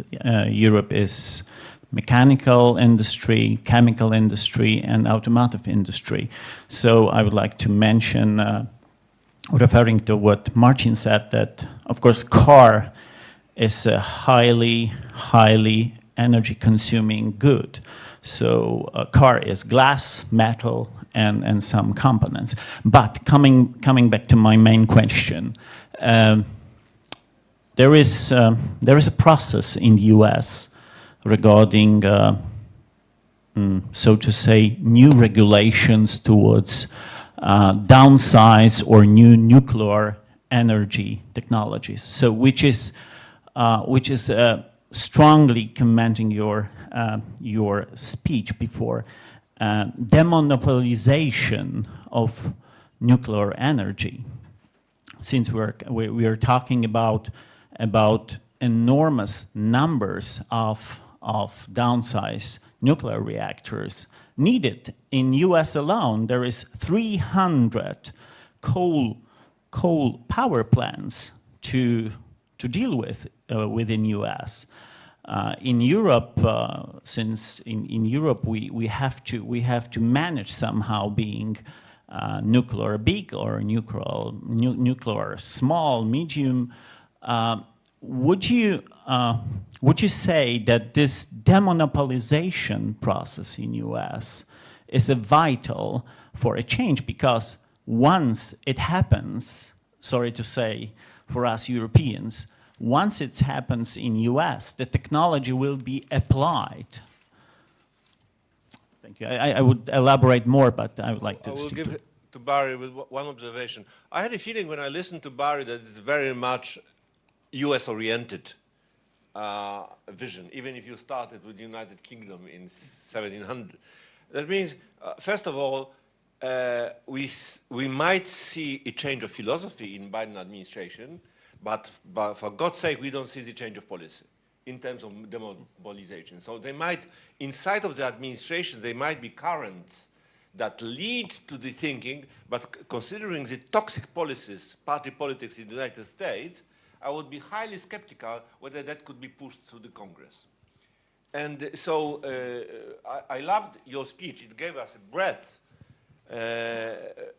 of thinking, but I can't as yet translate this approach and change of philosophy into practical political, the Congress decision. Yeah, actually, and that's a great way to get into this this answer, which is it's the big thing we haven't talked about, which is Trump, right? So right now, most people in Europe probably assume that Trump's going to be the next president, right? So why listen to Biden at all? Why deal with Biden at all? Because everything Biden's done is going to all get ripped up. It's all going to be burned up. It's all going to be destroyed. That may happen. He could win. I actually think that it's actually very unlikely that Trump wins. And this, you know, we can get into more details. It's unlikely that Trump's going to win because, you know, and this has to do with knowledge of the polls and the way the polls work. But it's just, as we get closer to the election, people are, when you have a wonderful economy, when you have morning in America again, like we had in 1984 with Reagan, you're not going to throw that out, okay? So it's, right now, things are fantastic in America, so people are going to be really, you know, reticent to hire one old man to replace another old man, especially a man who is a crazy old man. So it's, so, you know, so let's, you know, in terms of like, you know, it could happen and then all bets are off. But, so plan A for all Europeans, prepare for Trump. You have to prepare for Trump. If it's a 20% chance he's going to be president, you have to prepare. But plan B should be preparing for Biden being back in office in January. And then this gets to your question, is any of this serious? Is Biden as protectionist as Trump? He is not as protectionist as Trump, not even. And the thing, what he has actually been promoting quietly, because he can't do it strongly until we get to the other side of the election, is this idea of a new world order. I would encourage all of you to look at some of the comments that Catherine Tai gave at a speech that she gave at our... Who is she? Oh, Catherine Tai is the trade representative of the United States. She makes trade policy for the United States. We hosted her last June 15th, and she gave a radically different view of how trade should work in the future. This is on our website. Jake Sullivan, who is the National Security Advisor to Biden, gave a speech last April 27th and again in Davos, saying all of this whole approach to trade that we've been engaged in is broken. It has failed. It has broken resiliency. It has led to an extreme concentration of capacity, danger after danger after danger. We must work together with our friends to rebuild the system. Will they be talking much about that this year? No, they're not going to talk about it this year because he's running against Trump, right? So Biden's running against Trump, so publicly he must look like he is an arch protectionist. But your plan B should be next January, assuming Biden's back in, and it's probably 80% chance Biden's back in. How do you meet Biden? What is your plan for meeting Biden? And the thing is, the Europeans are ready with a vision. Biden will be absolutely ready to accept it and meet it and to work with you to build that vision. And what we can have is all the things that we thought we were getting in the mid-1990s. We thought we were getting a liberal international system, and instead we got this extreme concentration that has just about broken the peace, has put us all in danger, is preventing us from dealing with climate change. We got suckered in the 90s. All of us got suckered together. But now we are... We were quite happy doing so. Now we are unsuckering ourselves. We are waking up, right? So let's wake up together, and the faster the Europeans wake up with us, the faster we can actually start to deal with the fact that the world is on fire. You know, I mean, this is something, you know, I mean, I appreciated MEP Hübner's comments, but it was like all of the reasons we can't do anything today. It was one list, it was one point after another about why we can't act fast here in Europe. Yes, you can act fast. And actually, and this is one of the conversations we've been having in Europe in the Commission, time and again. What is your political economic philosophy? Do you see power, and are you using your tools to address concentrations of power? Or are you pretending it's still 1995? Most of the Commission is still pretending it's 1995. Not Mr. Boratyński, but most of the Commission is pretending it's like 1995. DG Trade, DG Comp, pretending it's like 1995. European Parliament, by contrast, doing amazing things, amazing laws. You are. I'm impressed. Yeah, amazing laws, but without enforcement, laws are paper. Too much focus on IRA. Too much focus on IRA. Everyone's focused. It's like United States, we did something that's really good. We're building new things that are important for all of us. When Biden did this, it's like, Europe, you should do the same thing. Jake Sullivan came over here, do the same thing. Terry Breton said, we should do the same thing. It was bipartisan, by the way. We should do this. Terry Breton says, let's do the same thing. And you know what? It's like, you mentioned, it's like, what's the problem here? The problem is Europe's lack of policy towards China. Not only are you allowing all this stuff to get imported from China, put tariffs on. Jesus, put tariffs on. Von der Leyen says, put tariffs on. And then DG Trade says, no, we can't do that. It would break all of the agreements we made in 1995. Those agreements are broken, they're dead, they're over, they're gone. It's all over. Put the damn tariffs on. You are not even protecting the industry you have. BASF is moving, it's picking up its entire plant and moving it to China. Jobs, chemicals, they're actually taking away from what already exists here. Stop that from happening. And here's what I'm going to stop, this is where Poland can come in. France and Germany are both politically weak. The Macron government, the Scholz government are politically weak. They're in stasis. They don't quite know how to move forward. Poland has a vision. Poland knows what's good for Poland. Poland has energy. Poland has a fantastic new government. Poland has the Weimar Triangle process. We will hire him. Use that to force the Germans and the French to get to the table and come up with a plan to rebuild your industry now and to take care of the neoliberal thinking that is stuck in the Commission. DG Trade should be, the people that are in DG Trade now should all be fired. So. Professor Hübner woke up. Okay, all right. Yes, please. I see that she... Mute, so I could not react, but I would like to say something, definitely. Because I think you are all wrong, Barry. I think the problem is that we have the same objectives. We are not a unified jurisdiction. We just have to move differently. But we are absolutely clear what are our priorities. We are absolutely clear that we cannot accept this geopolitical crumbling of the world. That's absolutely clear. On China, if you count how many meetings had the American politicians with the Chinese leaders and how many less we have, so you are more in touch all the time with the Chinese than us. But we are very clear on China. We have started one or two procedures already. We just have also other instruments. Mr. Trump had just one instrument, which was tariff, and he was only doing the tariff. We have, for example, CBAM, when it comes to also coping with the emissions across the border. So we are using different instruments, but I think there's no doubt that we are having the same objective.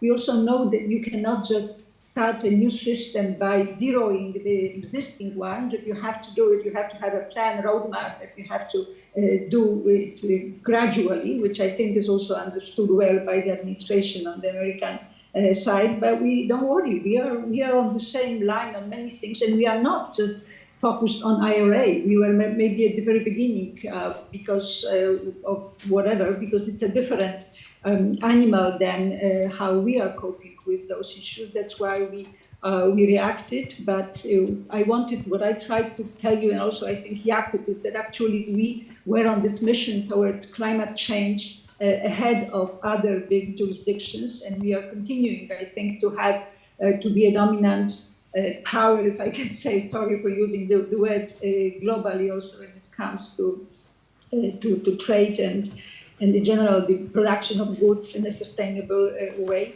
So we don't put us in a situation that we have to say, oh no, you are young, Europe is different, because this is how we really lose as Europeans, because we are normally accused and we just have to explain that it's not like this, it's different. I would like you to take Europe from the beginning for granted, and I hope for all the best for my home country, and I'm sure we will do it. But we are moving forward. We are not what you sometimes think. But I would like to ask you: so what vehicle could you use to bring this new order, which I like? So I am supporting of what you are saying, but you didn't say how to do it. I understand that Madame Tai is not yet ready to speak publicly. Let's hope she will be able to do it next year. But how you can do what political vehicle you can use to restart the global system? That's a question number one. Professor Dąbrowski. Then, yes, because let's give it to the audience. I know also that Jakub Boratyński would like to tell us something. So just after this voice, we'll collect another one comment from Kuba. Marek Dąbrowski, Bruegel case and Central European University. I fully agree with Barry about necessity to fight monopolies and concentration of market power and political power. I absolutely agree. If the Biden administration is going to take on monopolies, I can only wish success in this fight.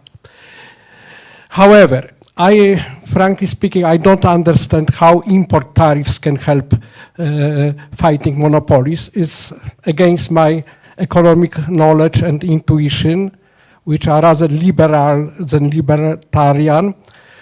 This is one thing. Second, also, I don't understand why paralyzing WTO appellate body, and in fact, the dispute settlement mechanism in WTO, the only trade rules enforcement mechanism on the global scale, can also help, for example, to anyway to constrain unfair trade practices of China and other offenders. Here also I don't understand this policy. Then you accused WTO and globalization of leading to excessive concentration of economic capacities. But if we look a bit more historically, and for example compare the current economic geography with that of 1980, for example, or 1985. At that time, more than half of the world GDP and much more than half of industrial production was concentrated in the United States, Canada, couple of Western European countries, and Japan. Full stop. Now this is distributed not to the entire globe, because still Africa, for example, is behind this, didn't join this process, but Asia has its much bigger share. Is it unfair, or maybe it's fair, maybe it's returning to historical situation of the early 19th century when China, India, and Japan accounted for, to more than 50% of world GDP, according to Madison research. So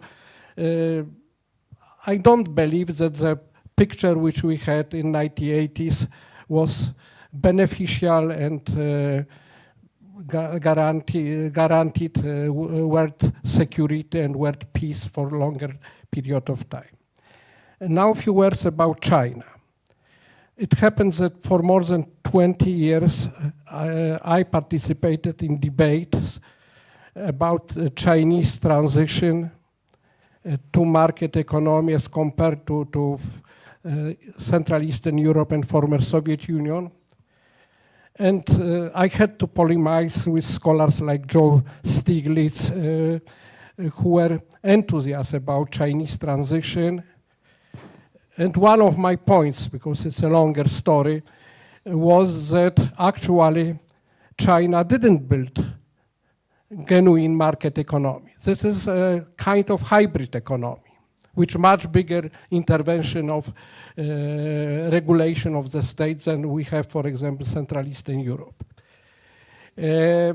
So this started to be recognized only when US-China trade conflict started, and many scholars who before were enthusiastic about Chinese model now started to change their mind. So true. And now I would say it's even worse in China than it was 20 years ago, because the current leader reversed many pragmatic policies of Deng Xiaoping. So it's more authoritarian, more interventionist in terms of economic policy. But I think the Chinese problem will solve itself to a certain degree, because China just reached the limit of economic growth, like Japan 40 years ago, for one simple reason: demographics. So China now will grow much slower. It's already labor force in China is much more expensive than it was 30 years ago, and many industries without any intervention and import tariffs is moving out of China to other Asian countries, to perhaps Latin America, even if statistics doesn't confirm this. And this process will continue. But this industry will not go back to Europe. And I also doubt that it will go back to United States. Again, because of demography, US has better demography than Europe, but also because of the income per capita level. With the income per capita level, not only in US, in Western Europe, but also in Central Europe, this of course will determine wage aspiration of labor force, and this industry will be completely incompetitive.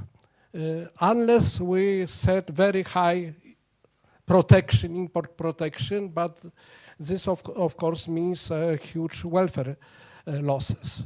So it may go to Mexico, perhaps, maybe to Brazil, for sure for other Asian countries. And the final thing, I think that Chinese industrial and trade policy practices should be constrained, but not by adopting similar methods. And rather, I would opt for reform of WTO than rejecting WTO. And because any attempt to impose across the board import tariffs against China or economically isolate China, they will damage the entire world economy, for the simple reason that China already accounts almost 20% of world GDP in purchasing power parity terms. Look at the IMF recent analysis which shows that even countries like Vietnam will not benefit from this de-risking on French shoring of however it's taught.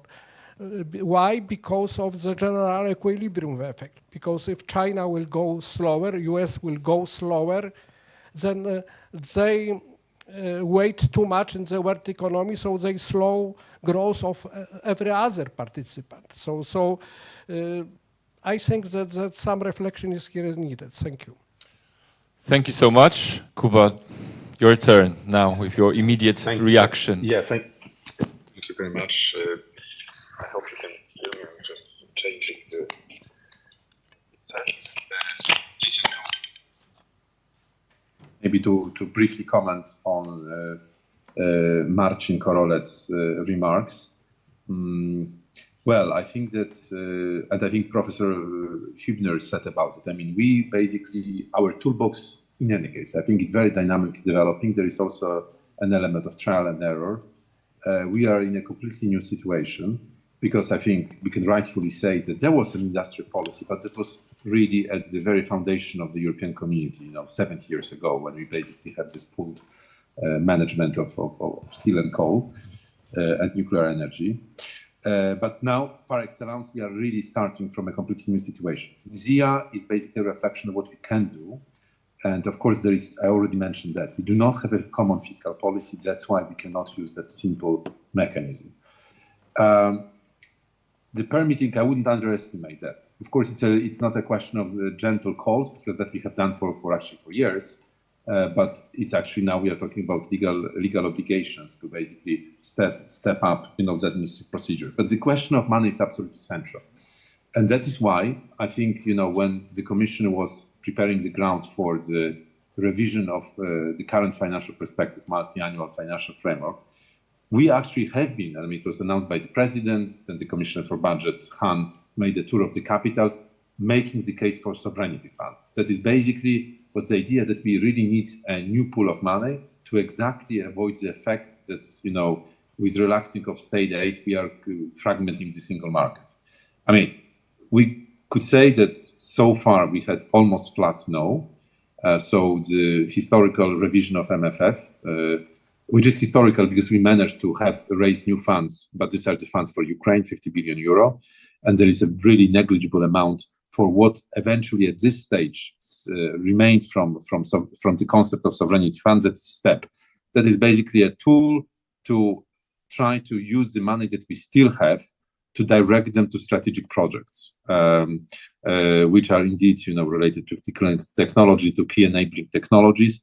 And, we have to work with what we have, and that is actually something that we are now very much working on. But this idea of indeed significant capacities, which would allow to de-risk, later on the private investment to support industrial base in Europe. This is also very much part of the thinking about the next MFF, the one that would kick in from 28.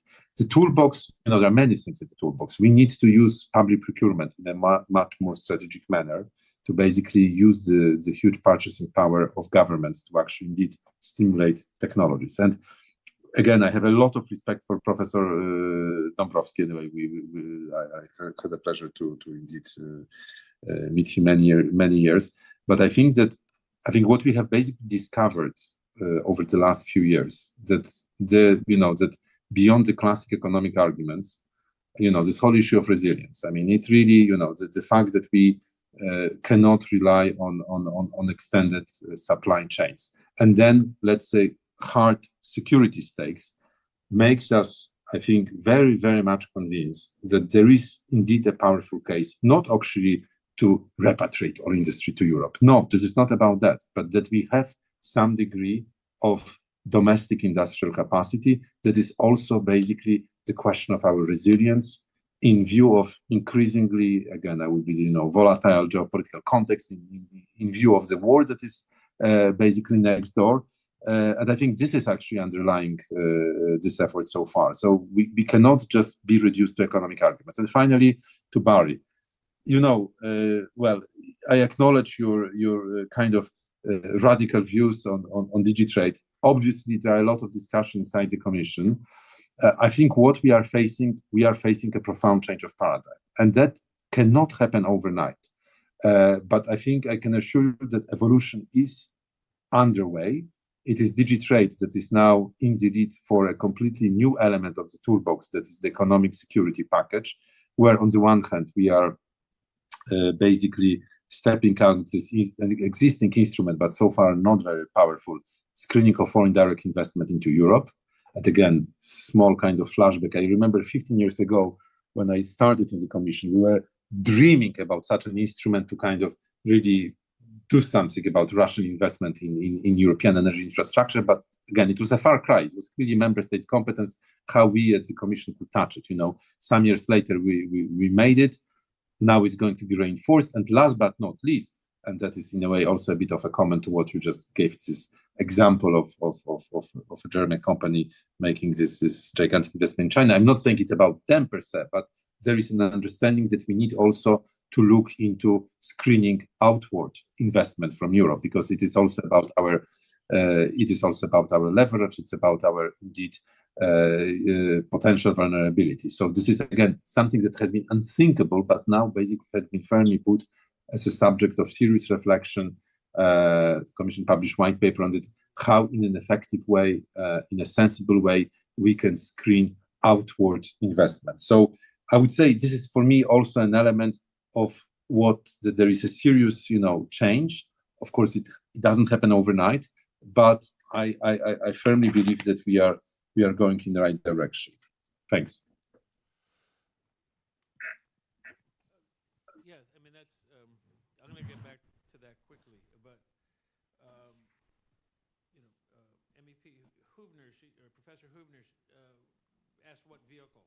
How would we sort of deal with, what kind of trade policy, what kind of trade system should we create? And yeah, and out of the WTO.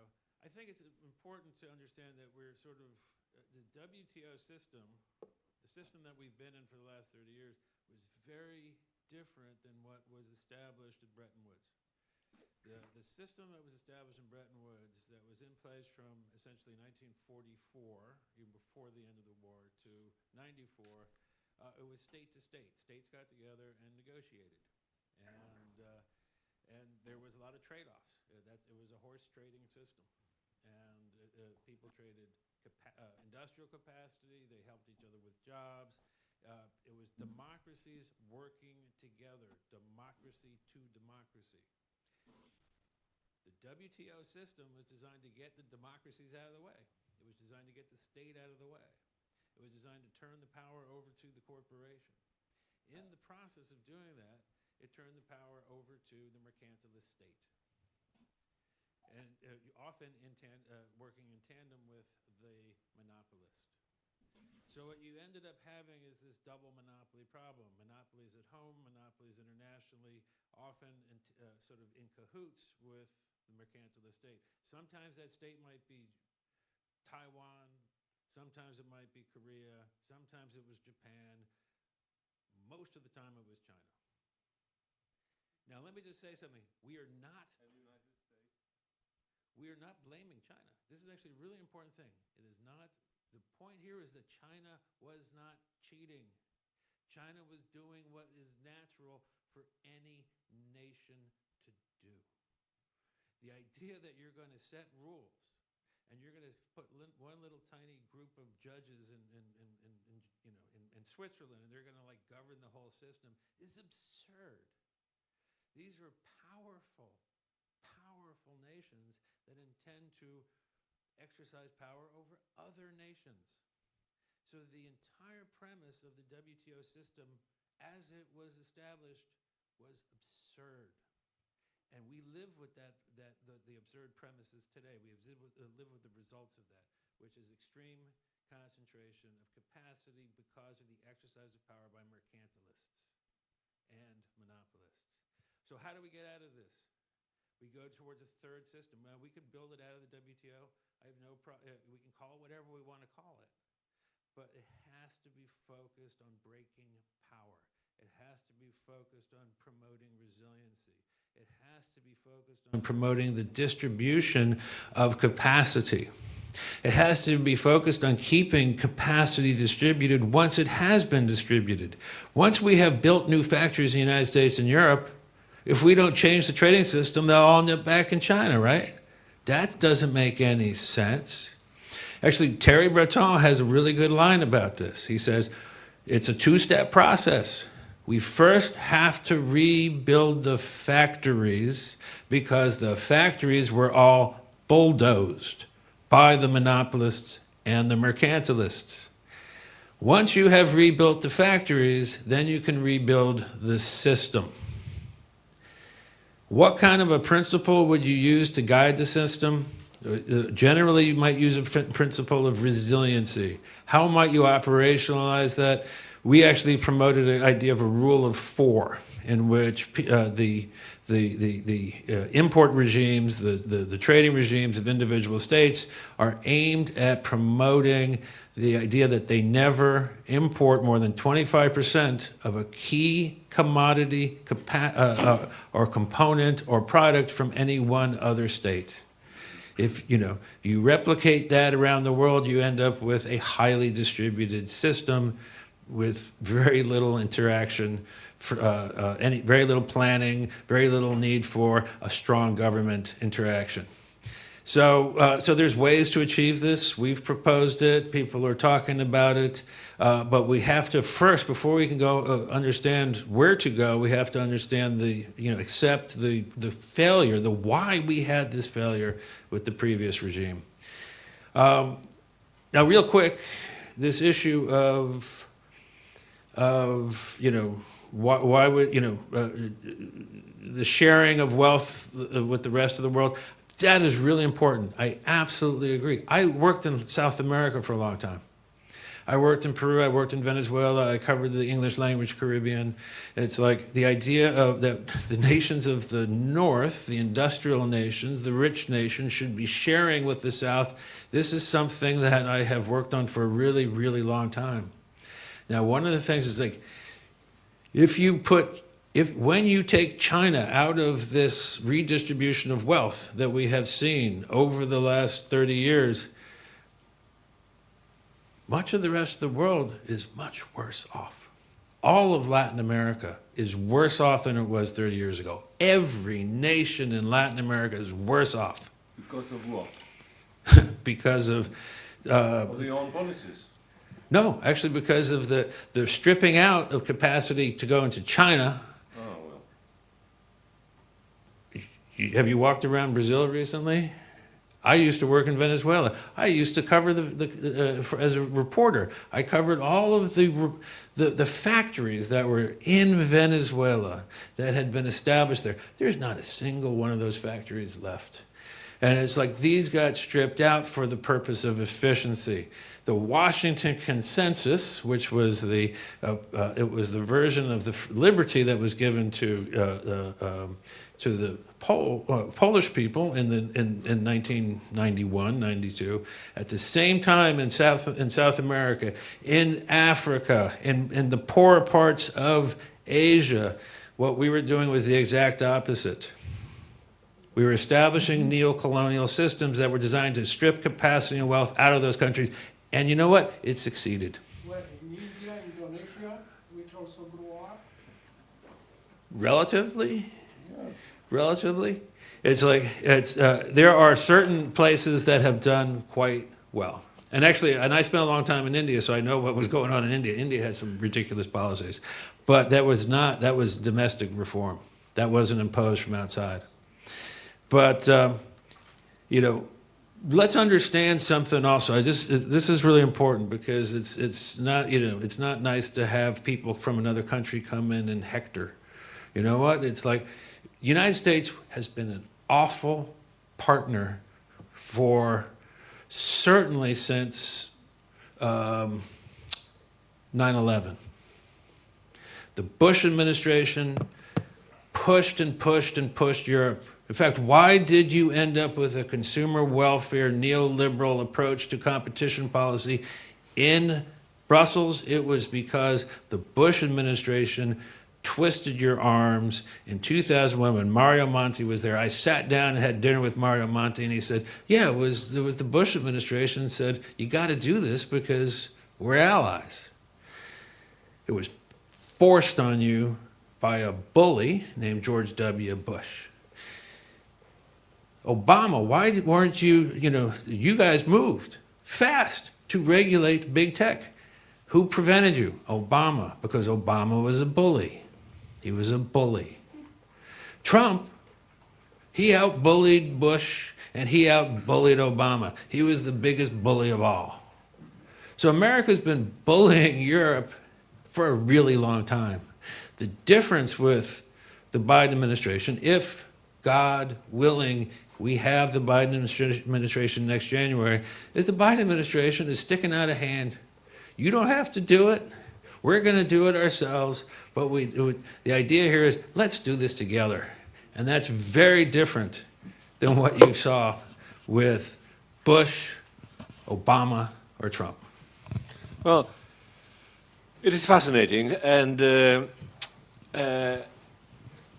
but it leaves us with a lot of doubts and a lot of questions. And it's not only Marek Dąbrowski's point, but it's also a question which can only be solved by the political scientists and by the economists working together to decide which kind of decisions were made by the state administrations, American and others, and which one made thanks to the individual rationale of individual corporations and also medium-sized companies. Because in China, it's not just mega corporations. There are also medium-sized companies which are going to China not because only, which is important, because of the cost of labor is cheaper, but because this is a huge market. This is probably, it is the biggest aphrodisiac the industry around the world has, is to be placed on the market of something like 800 million middle-class people with the purchasing power, and the young people with the appetite for what's all Western. So I am not persuaded at all by this blanket declaration that is all because of the mercantile state. Of course, the state administrations, American, of course, German, French, Chinese, support their corporations when they go on the outside market. Of course, it's natural. Tomorrow you are going to see people from our Polish agencies for investment. So we'll see what they do for Poland. But so this is a question which needs to go down from the high level of high level statement to the practicalities of the decision making and rationale of the corporation. And here comes the question of monopoly. Next time we meet, you need to explain how the monopolies explain themselves on the American market, because that I understand. Looking at number of companies that control retail and production, and including the nuclear industry, for example, etc. But not only. On the international market, these monopolies do not work the same way how they work on the American market. It's totally different. This is what Marek Dąbrowski has said. We have a competition between the states and between the corporations. The Chinese are biggest in the production of electrical cars now, replacing Tesla. So there is a competition. The only difference is that one competitor has the full power of the state behind him. That means the Chinese. And one thing which I didn't forget, we had a dinner yesterday, lunch, and we talked, and one thing Barry said, something which we need to sort of come back to, is that Chinese are not like us. The moment they switch off one of these 1,000 levers, we don't have pharmaceuticals on like now, we have problems. It's because of import from China. So something which Barry has suggested as a rule that the state or the group of states like European Union need to have at least 25% rule not to import from one single state is a very healthy one. It's a basic one. So might solve some of the problems. It will not solve all of the problems. Second is the problem of course, differences of cost of labor and cost of production. Maybe with automation and robotics, the problem of gentrification of our workforce will be lessened, but it will not disappear. Well, size matters in economy as well. So these are the questions for you overnight to ponder, because tomorrow you are going to talk to the businessmen, not to these good people who are absorbed. You know, they will ask you a hard-hitting question about how does it affect my business. I don't want to hear about monopolies in the United States. They do not concern me. I have my own monopolies in Poland here. All right. But still, I will let you do some last remarks, but I just want to make sure that there's no comments from the audience. That is absolutely fine. You don't have to. We'll have also some kind of an opportunity. We'll also have an opportunity to talk about it with coffee or tea. In some case, Kuba, thank you so much. But before, maybe last remarks from your side. You wanna share something? I agree with everything that Gienek just said. And you know, an example. It's not just the mercantilists. It's often companies, corporations like Apple. Tim Cook. Tim Cook is head of Apple because he's a supply chain expert. That's what people say, right? So he's the guy when Steve Jobs was designing the product, Mr. Cook was designing the supply chain. Now, what was his secret? His secret was, let's put everything inside of China. I've walked by. I don't go back to China anymore because I don't think I'm welcome. But I've been to China a number of times, and I've been by those factories. And so these warnings that Apple was making unwise decisions about putting so much of their capacity for both the assembly of the goods and the construction of the components in China. We could trace these back, because I was making them, we could trace them back to 2005, 2009, 2012. The corporations heard them, but as you said, there was cash to be had, and there was cheap labor to be exploited. But that is, again, it's not actually the fault. And so, like I said, let's not fault China for what they've done. Because China, what they did is natural. Let's also not fault Tim Cook for what he did, because he didn't set the rules. He was operating in a system of rules that was established in 1994 in the Uruguay round of GATT. What he did is the logical outcome of the rules established in the Uruguay round of GATT. So we never blame the CEOs, the corporations. We don't blame the investors. We don't blame China or any other mercantilist nation. People are doing what is logically necessary within the system that the libertarians, going back to the beginning, created when they got rid of a system designed to regulate power. Thank you very much. Thank you so much. Thank you, Kuba, so much for joining us from the heart of the EU. That's it. And Professor Hübner, who I know she lost connection. Big thanks to also not present at the moment, Marcin Korolec. Thank you to everyone watching us here, and thank you to everyone watching us through other sources of less direct communication. Thank you. Also, thank you to Eugen Smolar for motivating us to organize this debate.